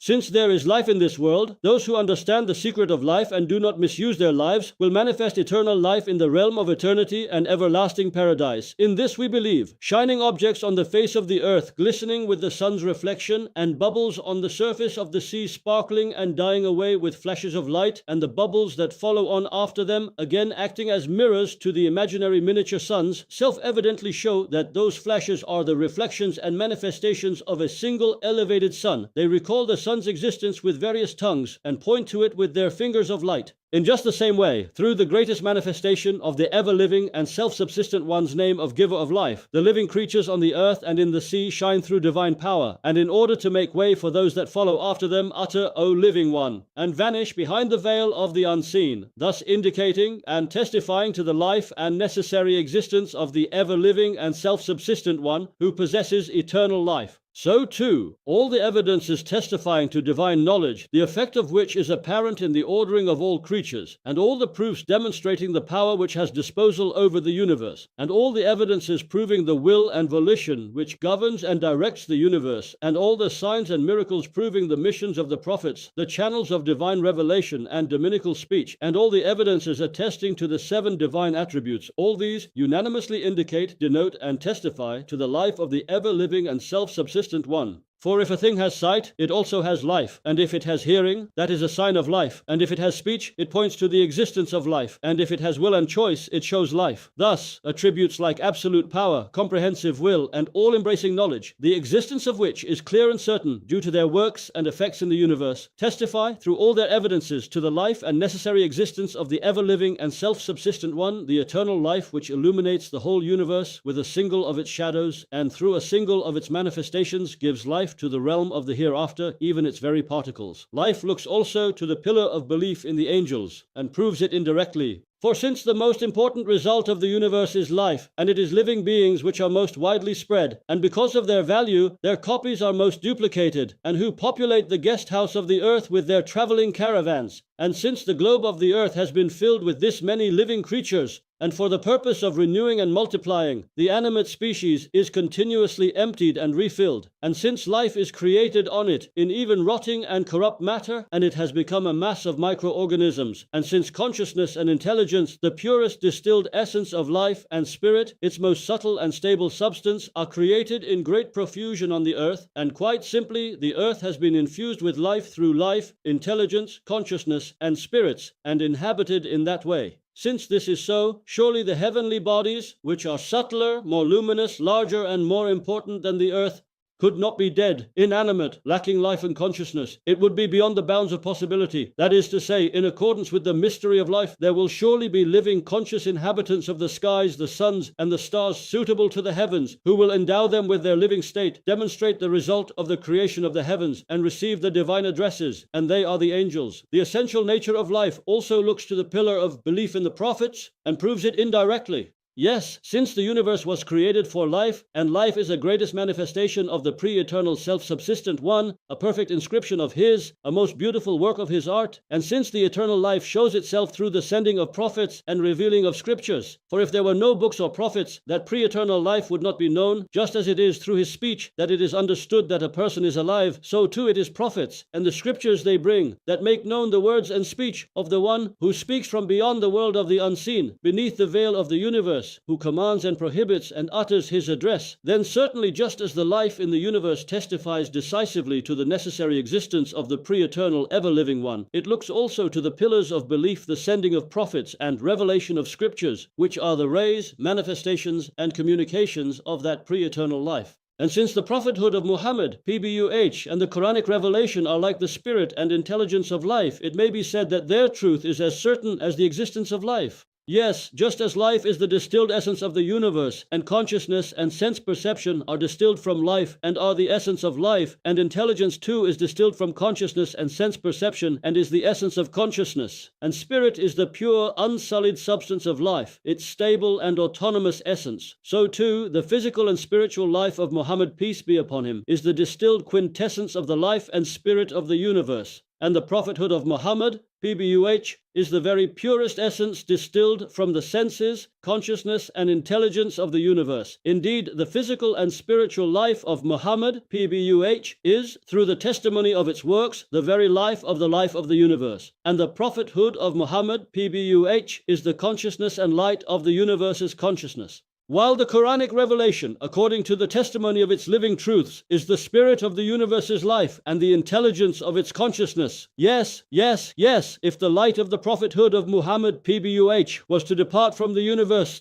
would die. If the Quran was to depart, the universe would go mad. The earth would lose its head and its reason. It would even strike its now unconscious head on a planet and doomsday would occur. Life also looks to the pillar of belief in divine determining, and proves it indirectly, because since life is the light of the manifest world, and it dominates it, and is the result and aim of existence, and since it is the most comprehensive mirror of the creator of the universe, and the most perfect sample and index of dominical activity, and let there be no mistake in the comparison, is like a sort of program, for sure, the mystery of life necessitates that the creatures in the world of the unseen, that is, the past and the future, that is, that have been and will come, are predisposed to conform to order, regularity, being known and observed, specific individual existence, and the creative commands which are their lives in one respect. The original seed of a tree and its root, as well as the seeds contained in its fruit and final outcome, all manifest a sort of life no less than the tree itself. Indeed, they bear within themselves laws of life more subtle than those of the tree. Similarly, the seeds and roots left by last autumn before the present spring, as well as the seeds and roots that will be left to subsequent springs after this spring has departed, they all bear the manifestations of life, just like this spring, and are subject to the laws of life. In just the same way, all the branches and twigs of the cosmic tree each have a past and a future. They have a chain consisting of past and future stages and circumstances. The multiple existences and stages of each species and each member of each species existing in divine knowledge forms a chain of being in God's knowledge, and like its external existence, its existence in God's knowledge is a manifestation of universal life that draws all the aspects of its life from these meaningful and vital tablets of divine determining. The fact that the world of spirits, which is one form of the world of the unseen, is full of the essence of life, the matter of life, and the spirits, which are the substances and essence of life, of a certainty demands and requires that the past and future, which are another form of the world of the unseen, and its second segment, should also receive the manifestation of life.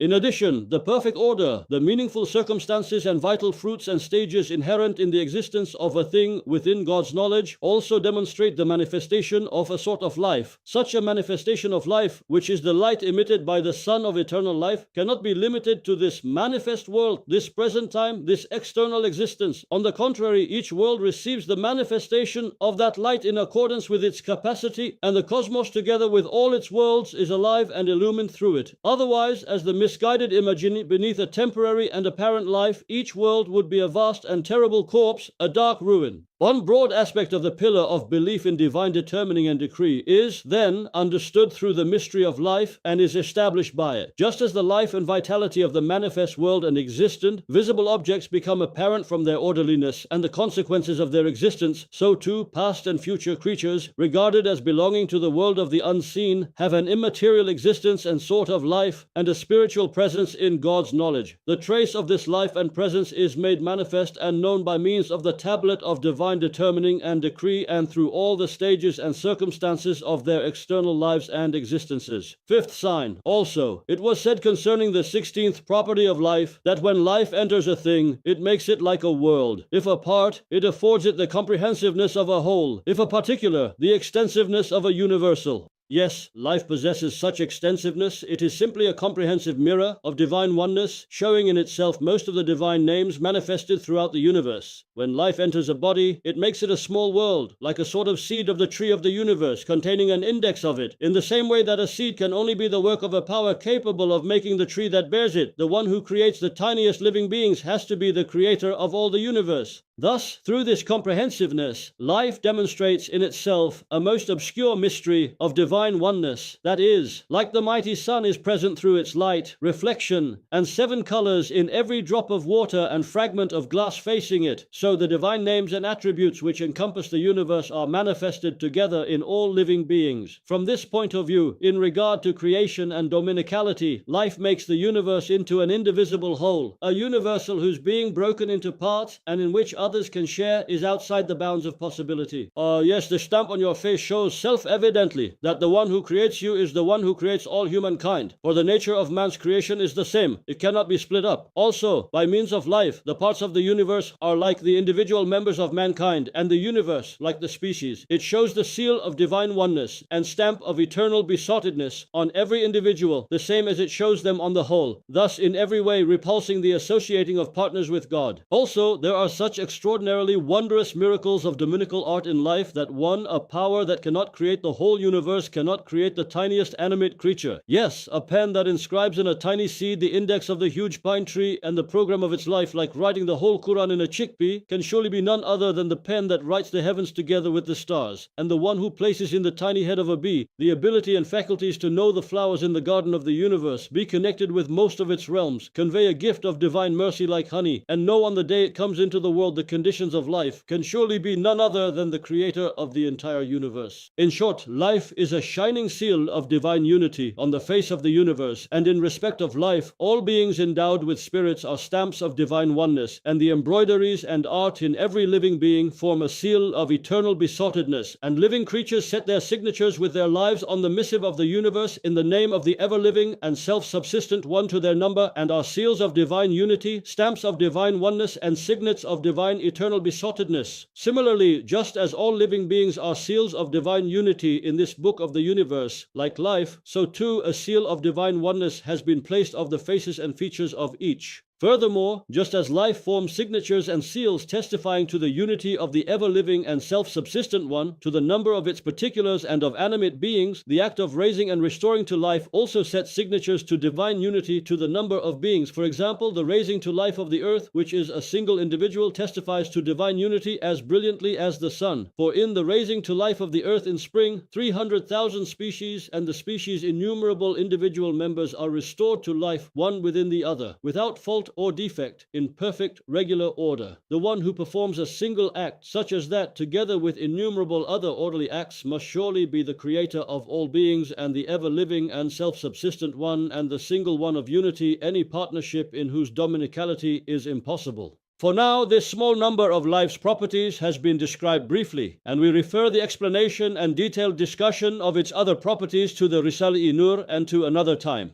Conclusion: the greatest name is not the same for everyone. It differs. For example, for Imam Ali, may God be pleased with him, it was the 6 names of single, ever-living, self-subsistent, sapient, all-just, and most holy. For Imam al-Azam, it was 2 names, sapient and all-just, while for Gawth al-Azam it was ever-living. For Imam-i Rabbani, the greatest name was self-subsistent, and so on. Many other people considered the greatest name to be different names. In connection with this 5th point, being about the name of ever-living, as both a blessing and a witness and an evidence and as a sacred proof and as a prayer for ourselves and as good close to this treatise, we include the following, uttered by the most noble Prophet, peace and blessings be upon him, in a supreme supplication called Jawshan al-Kabir, which shows the extremely elevated and comprehensive degree of his knowledge of God. We shall travel in the imagination to that time, and saying Amen to what the noble Prophet, peace and blessings be upon him, said, shall utter the same supplication with the voice of Muhammad, blessings and peace be upon him, as though saying it ourselves, O you who was living before all living beings, O you who shall live after all living beings, O living one whom no living being resembles, O living one whom nothing is like, O living one who needs no other living being, O living one who takes no other living being as his partner, O living one who causes all living beings to die, O living one who provides the sustenance of all living beings, O living one who restores to life the dead, O living one whom death touches not, glory be unto you. There is no God but you. Mercy, mercy, deliver us from the fire. Amen. Glory be unto you. We have no knowledge save that which you have taught us. Indeed, you are all-knowing, all-wise.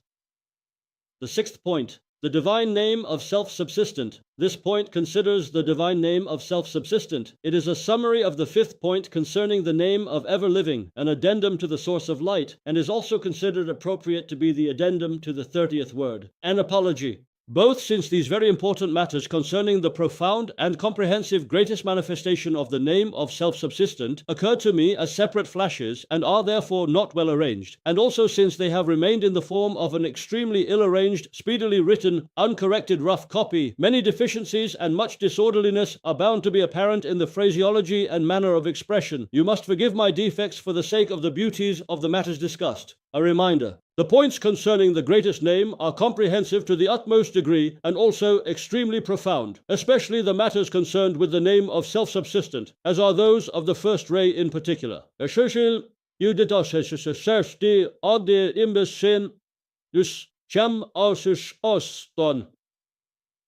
If the person reading this treatise does not have a knowledge of science, he should not begin with the first ray. He should rather begin with the second and read the first at the end. Furthermore, since these latter look to the materialists and have penetrated the subject to an even greater degree, everyone will not be able to understand every matter in all its aspects. However, everyone will be able to grasp a part of each matter to some extent, according to the rule of, even if a thing is not wholly obtained, it still should be abandoned completely. It is not reasonable to leave aside such a matter altogether, saying, I cannot pick all the fruits in this immaterial garden. However many fruits a person can pick, that amount will be of benefit. For just as the matters connected with the greatest name are extensive to the degree they cannot be comprehended, so are they also subtle to the degree the mind cannot distinguish them. Everyone's mind may not reach the 5th and 6th points concerning the names of ever-living and self-subsistent, and in particular the allusions of life to the pillars of belief, and particularly to the pillar of divine determining and decree in the 5th point, but they will not remain without some share of them, and in any event these matters will strengthen their belief. The importance of strengthening belief, which is the key to eternal eternal happiness is truly tremendous. Even an iota's increase in belief is a treasure. Imam-i Rabbani Ahmad al-Faruqi said, "In my view, increase in only a small aspect of belief is preferable to experiencing hundreds of illuminations and spiritual delights. In the name of God, the merciful, the compassionate, in whose hand is the dominion of all things." Quran 36:83. To him belong the keys of the heavens and the earth. Quran 39:63, 42:12. And there is nothing but with us are its treasuries. Quran 15:21. There is not a moving creature but he has grasp of its forelock. Quran 11:56. A point concerning verses like these which allude to divine self-subsistence, a greatest manifestation of the name of self-subsistent, which is either the greatest name, or the second of the two lights of the greatest name, or the sixth of its 6 lights, was imparted to my mind during the month of Dhul Qa'dah. My situation in Eskişehir prison does not allow me to explain fully that greatest light. However, Imam Ali, may God be pleased with him, expounded the greatest name in his Ode Arjuza under the exalted name of Sakina, and in his Ode Jaljalutia he considered together with some other sublime names these 6 names contained within the greatest name, stating them to be the greatest and most important. Moreover, I have received extraordinary consolation from his discussion of them. And so, as we have with the preceding 5 names, we shall allude to the name of self-subsistent, to that greatest light, with 5 rays in what is at the very least an abbreviated form. First ray. The glorious creator of the universe is self-subsistent. That is, he subsists, continues, endures of himself. All things subsist and continue through him. They remain in existence and have permanence. If that relationship of self-subsistence was cut off from the universe for even the fraction of a second, the universe would be annihilated. Furthermore, as the Quran of mighty stature decrees, together with the All-Glorious One's self-subsistence, there is nothing that is like unto him. Quran 42:11. That is, neither in his essence, nor in his attributes, nor in his actions has he like, equal, peer, or partner.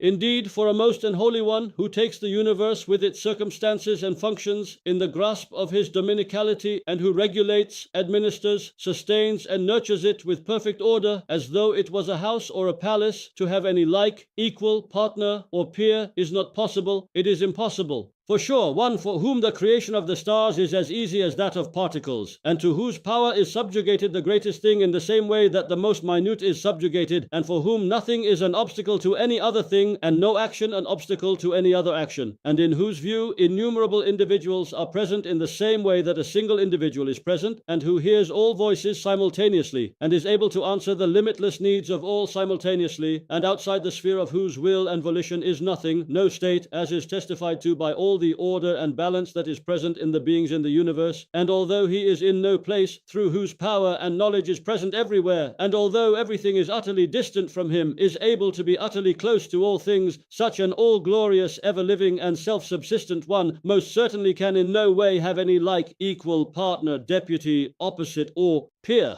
It would be impossible. His sacred qualities and attributes can only be considered through allegory and comparison. All the comparisons and allegories in the Risale-i Nur are of this sort of comparison and parable. Thus, the most pure and holy one is without like, necessarily existent, utterly remote from matter and beyond space. His fragmentation and division is impossible in every respect, as is any sort of change or alteration. His being needy or impotent is beyond the bounds of possibility. And yet a group of the people of misguidance suppose certain manifestations of the most pure and holy essence, which are manifested in the pages of the universe and in the levels of beings, to be the most pure and holy one himself, and ascribe the decrees of the divinity to certain creatures. They attribute some of the all-glorious one's works to nature. However, it is demonstrated with conclusive proofs in numerous places in the Risale-i Nur that nature is a divine art. It cannot be the artist. It is a dominical book and cannot be the scribe. It is an embroidery and cannot be the embroiderer. It is a register and cannot be the accountant. It is a law and cannot be the power. It is a pattern and cannot be the source. It is a recipient and is passive and cannot be the author. It is an order and cannot the orderer. It is a code of creation and cannot be the establisher of the code. If, to suppose the impossible, the tiniest animate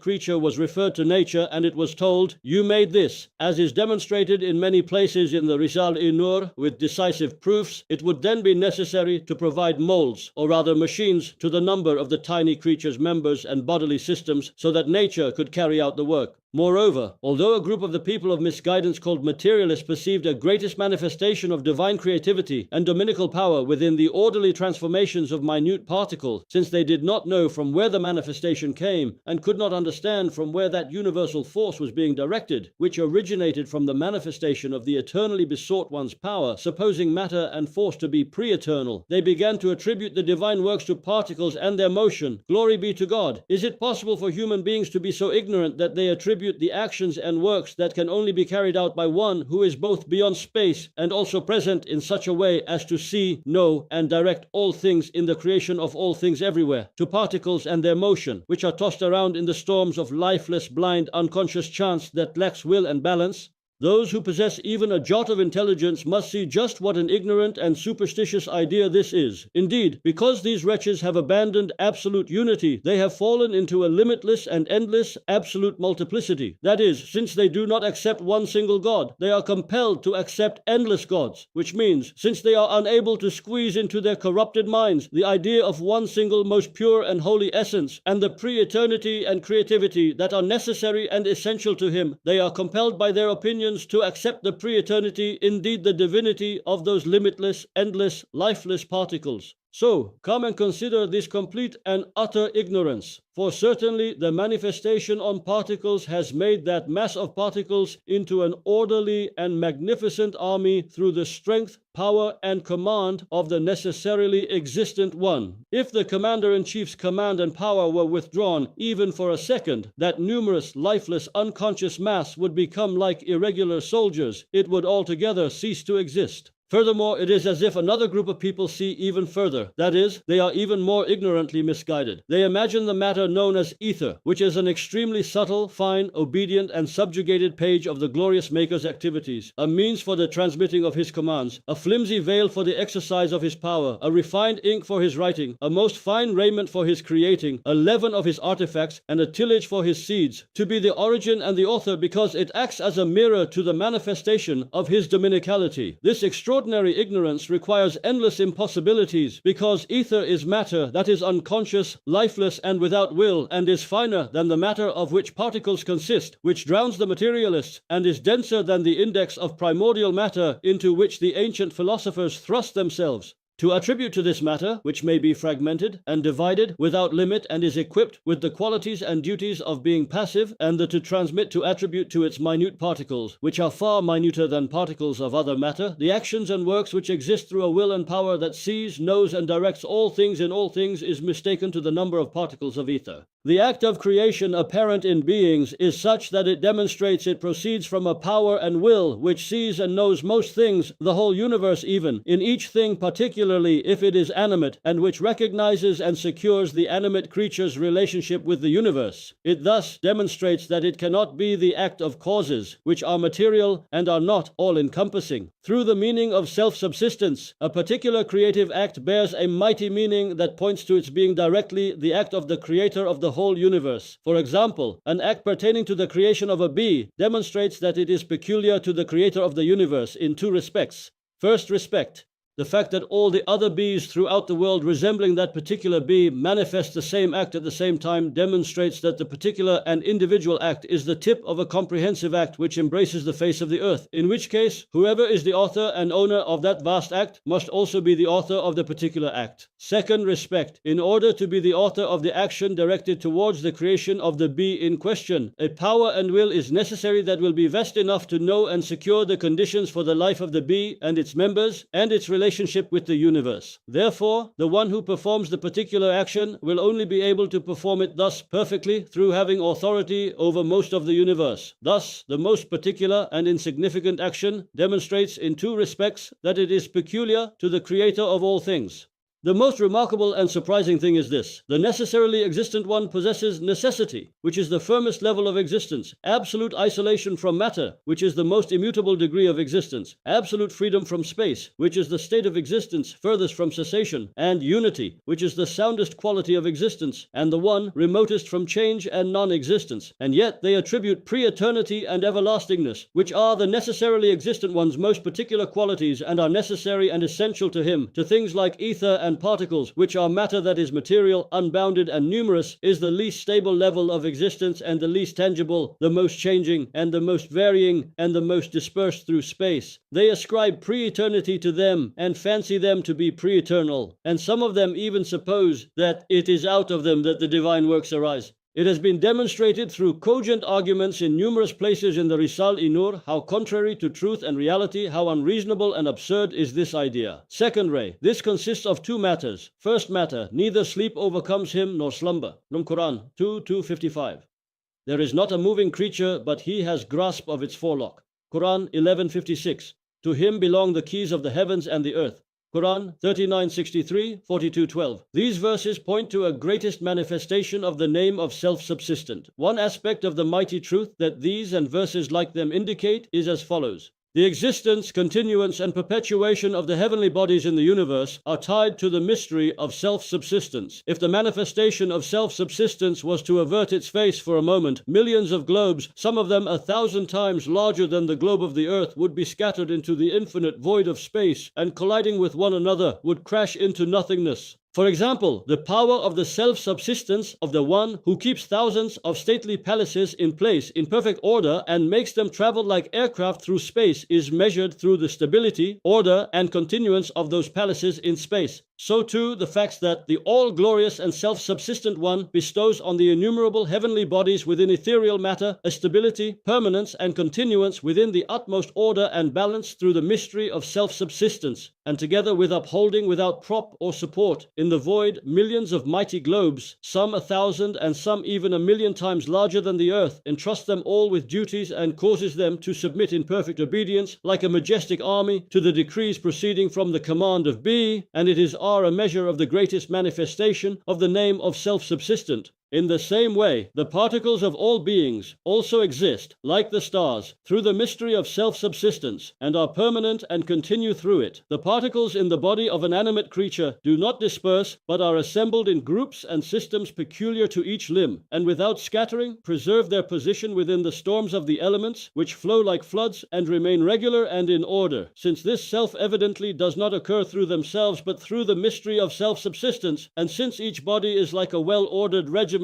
and each species like a regular army, these particles proclaim the mystery of self-subsistence with innumerable tongues, in the same way that the continuance and motion of all animate creatures and their assemblages on the earth and that of the stars in the world of space proclaim it. Second matter. This station requires that some of the benefits and instances of wisdom in things connected with the mystery of self-subsistence are pointed out. The wisdom in the existence of all things and the aims of their natures, the benefits in their creation, and the results of their lives are of three sorts. The first sort looks to each thing itself, and to man, and to man's affairs. The second sort is more important. It is the setting forth to innumerable readers the meanings of all things, each of which is like a sign, a missive, a book, an ode for conscious beings to study. A sign making known the manifestation of the glorious Creator's names. The third sort, this concerns the glorious Maker and looks to him. While the benefits and results of everything that look to the things themselves are one, those looking to the glorious Maker are myriad. For the glorious Maker beholds the wonders of his art himself. He observes the manifestation of his names in beings which he himself has fashioned. As far as this mighty third sort is concerned, for the things to live even for a second is sufficient. There is also a mystery of self-subsistence, requiring the existence of all things, which will be explained in the third ray. At one time I was investigating the talisman of the universe and the riddle of creation, which lies in its being a manifestation, together with the instances of wisdom and benefits in beings, and I said, I wonder why these things display themselves in this way, and then swiftly vanish and are lost. I look at their individual features. They have been attired, decked out, and adorned in an orderly, purposeful fashion, and sent to this display and exhibition. But then they disappear within 1 or 2 days, and some of them within a few minutes. Uselessly and in vain they vanish. What is the purpose in their being seen by us for this short time? I was most curious. Then, through divine favor, I discovered one important instance of wisdom in the fact that beings, and in particular animate beings, come to the place of instruction that is this world. It was as follows. Each being, and especially if it is animate, is an extremely meaningful word, missive, dominical ode, and divine proclamation. After it has been studied by all conscious beings and has stated its meaning to innumerable readers, its corporeal form, which is like a letter or a word, disappears.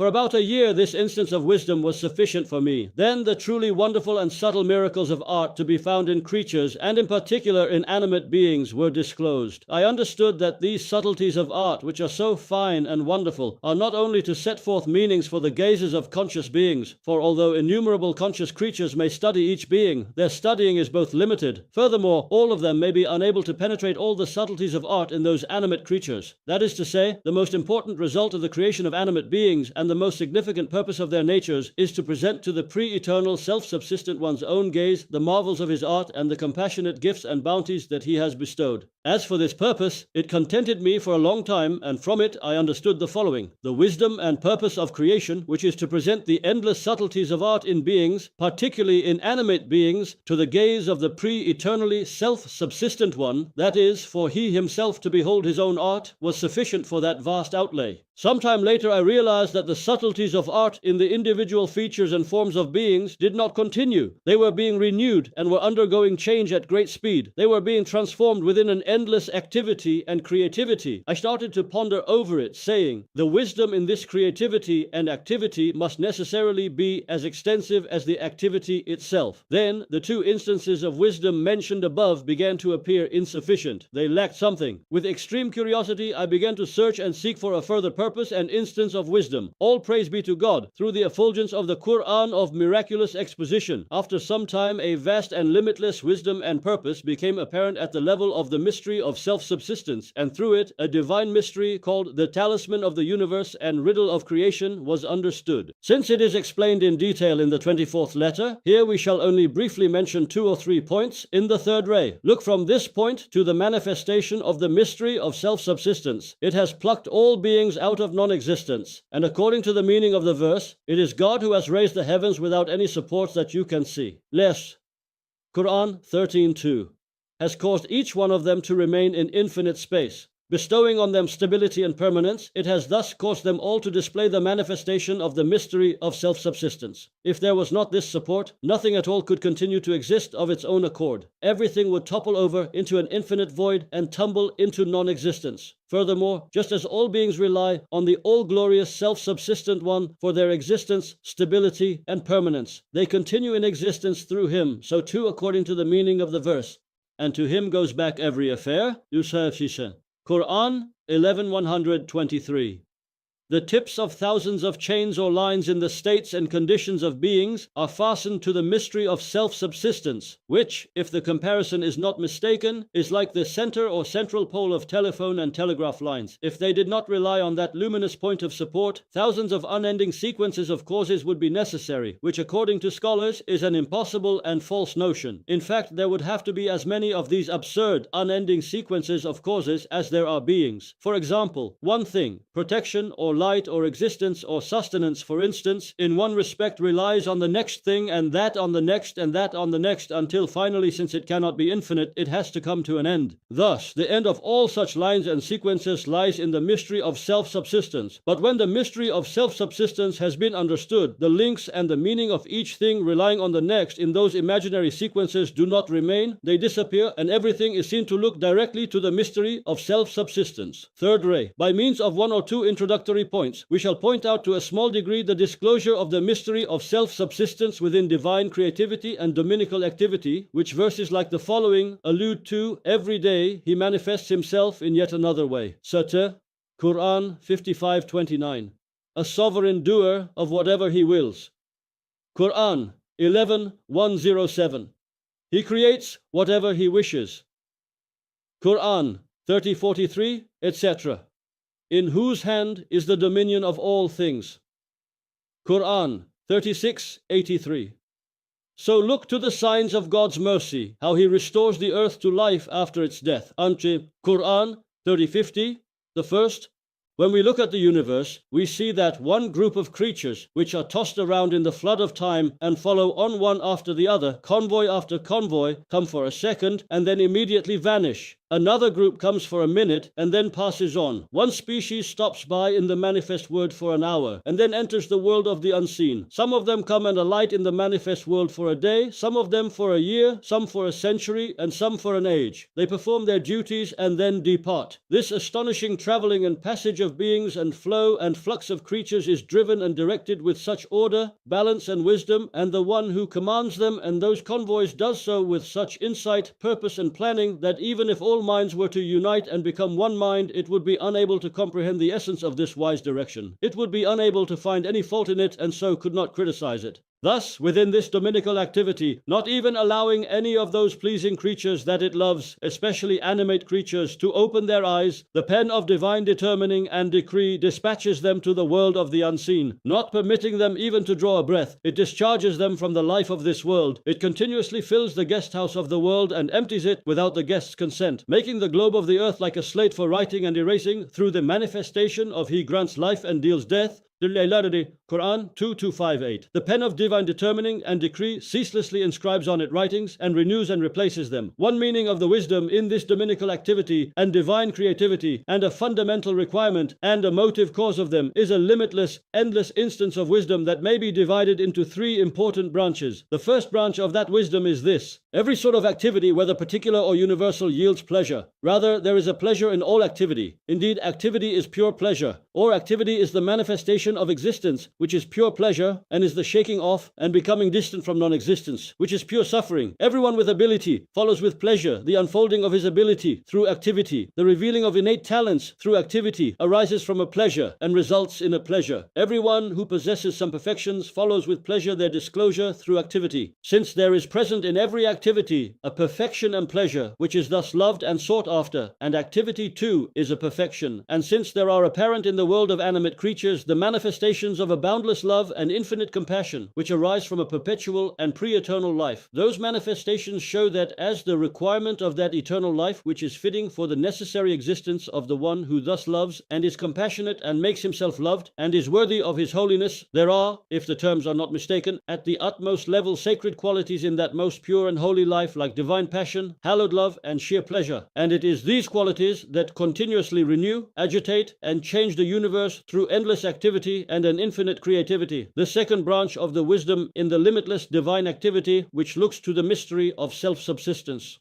This looks to the divine names. It is well known that everyone who possesses beauty wants to both see and display his beauty, that everyone who possesses some skills desires and loves to attract attention to his skills by exhibiting and proclaiming them. He desires and loves his skill, which is a beautiful truth and meaning that has remained concealed, to be revealed and to find ardent admirers. These fundamental rules are in force in all things according to the degree of each, according to the testimony of the universe and the evidence of the manifestations and embroideries of the 1,001 most beautiful names of the all-glorious, self-subsistent one who possesses absolute beauty. There are in every degree of each of those names a true loveliness, a true perfection, a true beauty, and a most exquisite truth. Indeed, in every degree there are endless different sorts of loveliness and innumerable beautiful truths, since the mirrors reflecting the sacred beauties of those names and the tableau displaying their beautiful embroideries and the pages setting forth their beautiful truths are all the beings of the universe. Those constant and eternal names will entirely and unceasingly renew and change the universe through their manifestations as a consequence of that sacred divine love and due to the mystery of self-subsistence. In this way they will display their endless manifestations and infinite meaningful embroideries and books both to the witnessing gaze of the all-glorious self-subsistent one whom they signify and to the studying gaze of uncountable numbers of conscious creatures and creatures endowed with spirits, and will display countless tableaux out of a finite and limited thing, and numerous individuals out of a single individual, and multiple truths out of a single truth. Fourth ray, the third branch of the wisdom in the constant and astonishing activity in the universe. Everyone who is compassionate is happy at giving pleasure to others, and everyone who is kind is gratified at making others happy. Everyone who is loving is gladdened by pleasing others who are worthy of being pleased, and everyone who is noble-hearted takes pleasure at making others happy. Everyone who is just rejoices at upholding justice and at winning the gratitude of those whose rights are vindicated by punishing those who deserve it. And every skillful craftsman takes pride in exhibiting his work, at its functioning as he imagined it would function, and at its giving the desired results.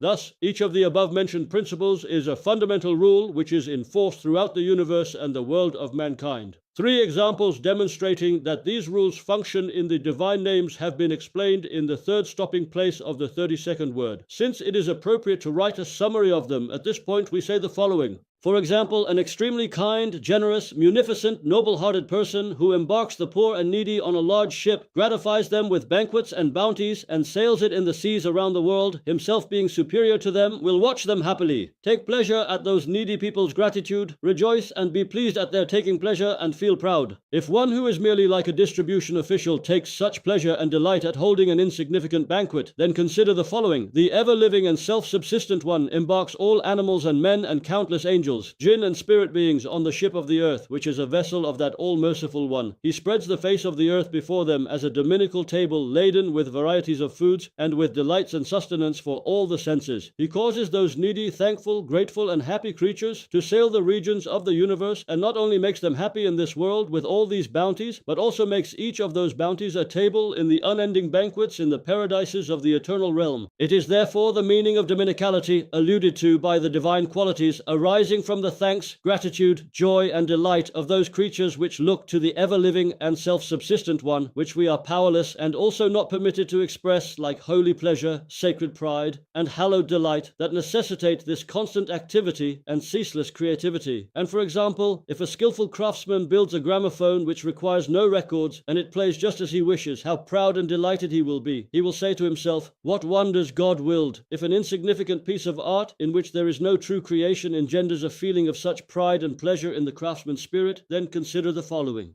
The all-wise Maker creates the totality of the universe as a divine orchestra and wondrous workshop, which strikes up and gives forth countless sorts of songs and hymns, praises, and glorification. He displays all the species, all the worlds in the universe through a different craft and different miracles of art. And not only does he fashion many machines in the heads of animate creatures, each like a gramophone, camera, or telegraph, but he also fashions in the heads of all human beings.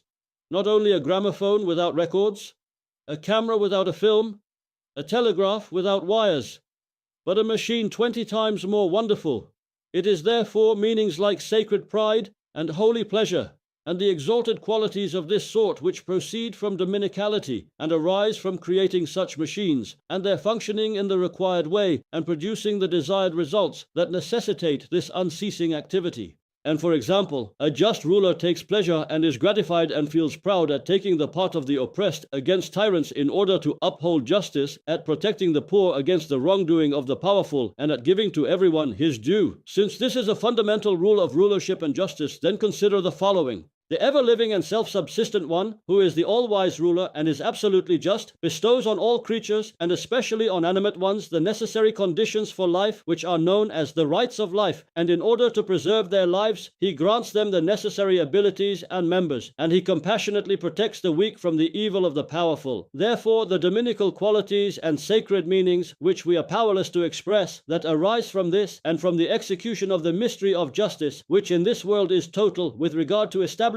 justice for all animate beings, and partial with regard to punishing wrongdoers, and especially that arise from the manifestation of supreme justice at the supreme tribunal of the resurrection, necessitate the constant activity in the universe. Thus, as these three examples show, since each of the most beautiful names is the means for certain sacred divine qualities in this unceasing activity, they require unceasing creativity, and since the development, unfolding, and blossoming of all abilities and faculties yield a joy, expansiveness, and pleasure, and since on the performance and completion of a duty and on being released from it, everyone entrusted with such a duty experiences a great feeling of relief and gratitude, and since to receive many fruits from a single seed and to gain 100-fold profit from a single thing is a most pleasurable trade, then most certainly the one who causes the innumerable abilities of all creatures to unfold, after employing all creatures in valuable duties, will discharge them, but to a higher state. That is to say, he raises elements to the level of minerals, minerals to plant life, plants to the level of animal life by means of sustenance, and animals to the high level of human life, which is conscious. It may be understood then just how important are the sacred meanings and divine dominicality arising from the constant activity and dominical creativity which, on the demise of their external existences, cause all animate creatures to leave behind them multiple existences taken from them, like their spirits, essences, identities, forms, existences in the worlds of similitudes, knowledge, and the unseen, the sheaths of their spirits, and the bodies with which to travel around the stars, all of which are charged with duties in their places. This is explained in the 24th letter.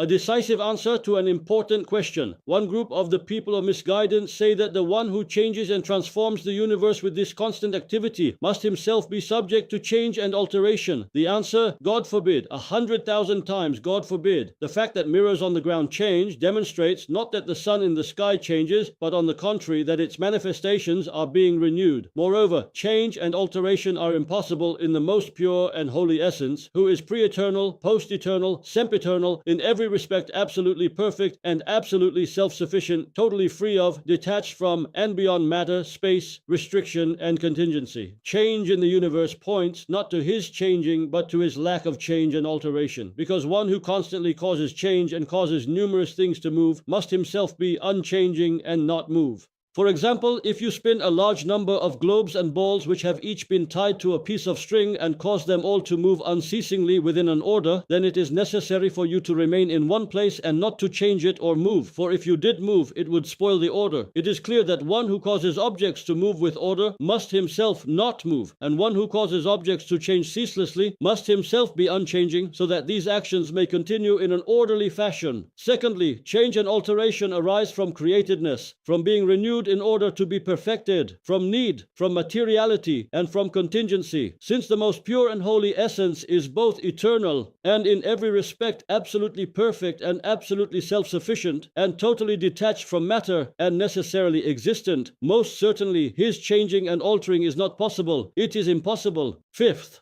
ray. First matter. If we wish to see the greatest manifestation of the name of self-subsistent, we may set up two telescopes in order to observe the whole universe with our imaginations. One of them will show the most distant objects, the other the most minute particles. So, if we look through the first telescope, we see that, through the manifestation of the name of self-subsistent and without support of millions of globes and stars thousands of times larger than the earth, some have been made apparently stationary in the matter known as ether, which is subtler than air, while others have been made to travel apparently as their duty. Next we look through the second telescope, which is the microscope of the imagination, so that we may see minute particles. Through the mystery of self-subsistence, taking up an orderly position like the stars, particles in the bodies of all animate creatures on the earth are in motion and performing their duties. We see that especially the minuscule agglomerations forming the particles known as red corpuscles and white corpuscles in the blood of animate beings, like the planets, move with two well-ordered motion like Mevlevi dervishes. A summary B'desh Wachedi Wanfansa. This is an extremely brief summary of the 6 sacred names which bear the greatest name and are the basis and subject of the 6 main sections of the 30th flash. A summary is appropriate here in order to examine the sacred light, the 6 names of the greatest name form, blending together like the 7 colors in light. It is as follows. Look beyond the greatest manifestation of the name of self-subsistent, which thus upholds and gives permanence and continuity to all the beings in the universe. The greatest manifestation of the name of ever-living has set aflame all animate beings with its manifestation. It has illuminated the universe. It gilds all animate beings with its manifestation. Now look again. Beyond the name of ever-living, the greatest manifestation of the name of single includes the whole universe with all its elements and parts in a unity. It puts a stamp of unity on the forehead of each being. It puts a seal of oneness on each being's face. It causes them to proclaim its manifestation with endless, countless tongues. And now consider the greatest manifestation of the name of sapient beyond the name of single. It includes each of the beings we observe through the 2 telescopes of the imagination, from stars to particles, whether universal or particular, from the greatest sphere to the most minute, in a fruitful order, wise regularity, and purposeful harmony appropriate to each. It adorns and gilds all beings. Then look beyond the greatest manifestation of the name of sapient, according to its aspect which was examined in the second point, through the greatest manifestation of the name of all just. The whole universe with all its beings is administered with such balance, equilibrium, and measure within unceasing activity that should just one of the heavenly bodies lose its balance even for a second, that is, should it break free of the manifestation of the name of all just, it would cause chaos among the stars. It would be like doomsday. Thus, all beings and all the different realms of beings, from the army of the stars to the army of minute particles, that is, from the largest sphere, that is the vast belt known as the Milky Way, to the sphere of the motion of red and white corpuscles, standing shoulder to shoulder, in a manner gauged with the finest balance and measure, demonstrates that all those beings are obedient and totally subjugated to the commands proceeding from the command of be, and it is. Now look beyond the greatest manifestation of the name of All Just to the greatest manifestation of the name of Most Holy, which was explained in the first point. The fact that it renders all the beings in the universe so pure, clean, clear, beautiful, adorned and shining demonstrates that it has bestowed on the universe and on all beings the form of beautiful mirrors, worthy of and fitting for reflecting the utter essential beauty of the absolutely beautiful one and the sheer loveliness of the most beautiful names. In short, these 6 names and 6 lights of the greatest name have enwrapped the universe and all beings in ever differing and various colors, embroideries, and adornment. Second matter of the 5th ray. Just as the manifestation of self-subsistence in the universe is at the level of unity and glory, so is it in man, who is the center, pivot, and conscious fruit of the universe, at the level of oneness and beauty. That is to say, just as the universe subsists through the mystery of self-subsistence, so too does it in one respect subsist through man, who is the most complete place of manifestation of the name of self-subsistent. For since most of the wisdom, aims, purposes, and benefits in the universe look to man, it is as if the manifestation of self-subsistence in him is a support for the universe. Indeed, it may be said that the ever-living and self-subsistent one willed man to be in the universe and created it for him. For with the comprehensiveness of his nature, man can understand and take pleasure in all the divine names. In particular, he can understand many divine names through the pleasure to be found in sustenance, whereas the angels cannot know them through that pleasure. As a result of this important comprehensiveness of man, the ever-living and self-subsistent one has given him a stomach and appetite through which he allows him to understand all his names and to taste all the varieties of his bounty, and he has generously laden the table with endless varieties of foods for man's stomach. He has made life a stomach too, like the physical one, and before the senses, which are like the hands of the stomach of life, has spread a most extensive table of bounties. Through its senses, life offers thanks for each sort of benefit on the table of bounties, and after the stomach of life, he has bestowed on man the stomach of humanity, which requires sustenance and bounties in a wider sphere than life. Intelligence, mind, and imagination, like the hands of this stomach, benefit from the table of mercy, which is as broad as the heavens and the earth, and give thanks. And after the stomach of humanity, he has spread before man another table of bounties which is infinitely vast. He has made the beliefs of Islam like an immaterial stomach requiring much sustenance, and has extended its table outside the sphere of contingency and included in it the divine names. Thus, through this stomach and the greatest pleasure of sustenance, man perceives the names of All Merciful and All Wise, and exclaims, "All praise be to God for his mercifulness and his wisdom," and so on. Man is able to benefit from limitless divine bounties through this vast immaterial stomach, and there is a further sphere in this stomach which is the pleasure of divine love. Thus the ever-living and self-subsistent one has made man a center and pivot of the whole universe. He has spread before him a table of bounties as broad as the universe, and subjugated the universe to him. The reason for this, and for the universe in one respect subsisting through the mystery of self-subsistence manifest through man, are man's 3 important duties. His first duty, all the varieties of bounties dispersed throughout the universe are put into order through man. All those things beneficial to man are strung like prayer beads on a string, and the ends of the strings of those bounties tied to man's head. Man is thus made like a list of all the varieties of the treasuries of mercy. His second duty, by reason of his comprehensiveness, this is for man to be the most perfect addressee of the ever-living and self-subsistent one, through appreciating and admiring his astonishing arts, to be his loudest herald, and through offering every kind of conscious thanks to give praise, glory, and thanks for all the varieties of his bounties and the limitless different sorts of his gifts. His third duty, through his life, it is to act as a mirror to the ever-living and self-subsistent one, and his qualities and all-embracing attributes in 3 respects. First aspect. This is to perceive through his own absolute impotence the absolute power of his creator and its levels, and through the degrees of his impotence, the degrees of his power. It is to understand through his own absolute poverty, his mercy, and the degrees of his mercy, and through his own weakness, his strength, and so on. Through his own defective attributes, it is to be a mirror which is like a measuring instrument to his Creator's attributes of perfection. In the same way that the darkness of the night is a perfect mirror for displaying electric light, the brilliance of the light being in proportion to the darkness of the night, man also acts as a mirror to the divine perfections through his own defective attributes. Second aspect, using the universe as a yardstick and through his own partial will, tiny knowledge, minute power, and apparent ownership, and through building his own house, man understands and acts as a mirror to the ownership,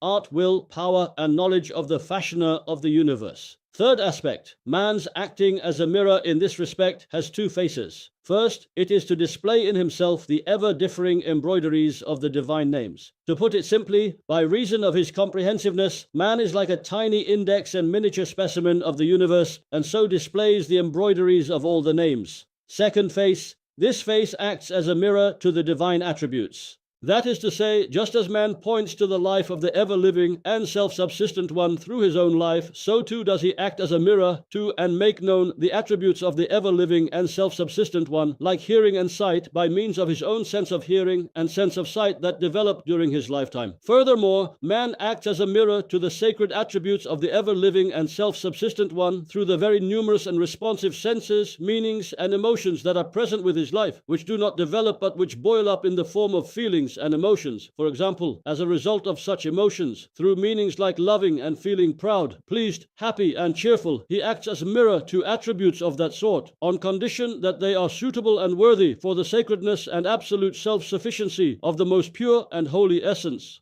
Also, through his comprehensive life, man is an instrument which recognizes and measures the attributes and qualities of the all-glorious one, and is an index of the manifestation of his names, and a conscious mirror, and so on. He acts as a mirror to the ever-living and self-subsistent one in many respects. So too is man a unit of measurement, an index, a scale, and a balance to the truths of the universe. For example, an extremely decisive evidence of the existence of the preserved tablet in the universe, and an example of it is the faculty of memory in man, and a decisive evidence of the existence of the world of similitudes, and an example of it is man's faculty of imagination, and an evidence of the existence of spirit beings in the universe, and an example of them are the powers and subtle faculties in man.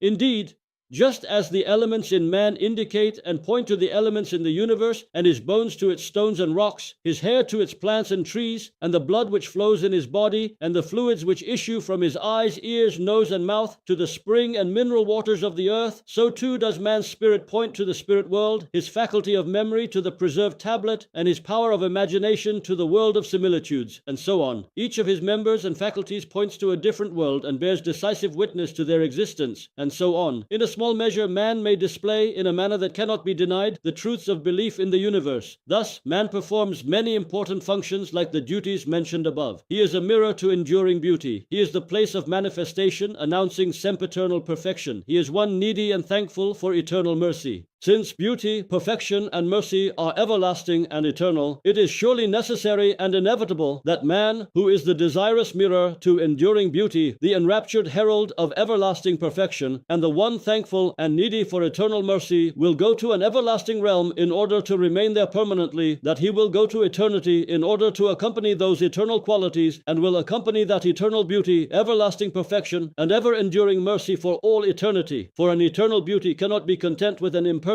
admirer, a mortal lover. Since beauty loves itself, it desires love in return for its love. Transience and impermanence transform such love into enmity. If man was not going to go to eternity and remain there permanently, in place of his innate love of eternal beauty, there would be enmity. As is described in a footnote in the 10th word, one time a celebrated beauty expelled a lover from her presence, whereupon his love turned into enmity, and in order to console himself, he said, "Ugh! How ugly she is," thus insulting and denying her beauty. Indeed, man is hostile to what is unfamiliar to him in the same way that he quite simply wishes to be hostile to and discover the faults of things he cannot obtain or possess. Since, as the whole universe testifies, the true beloved and absolutely beautiful one causes man to love himself through his most beautiful names, which are altogether exquisite, and desires man to love him, then most certainly he would not endow man who is both his beloved and his lover with an innate enmity, and cause him to be vexed with himself from afar. He would not endow man's spirit with a hidden enmity, which would be altogether contrary to man's nature, who is by his nature the most lovable and loving creature, and the most exceptional that he has created for worship. For man would only be able to cure the deep wounds caused by eternal separation from an absolute beauty that he loves and whose value he appreciates, through enmity towards it, being vexed with and denying it. It is from this point that the enmity towards God Almighty of the unbelievers arises, in which case the pre-eternal beauty will surely make manifest in man a perpetual life in a permanent realm, in order to be present together with him who is an enraptured mirror to himself on the journey to post-eternity.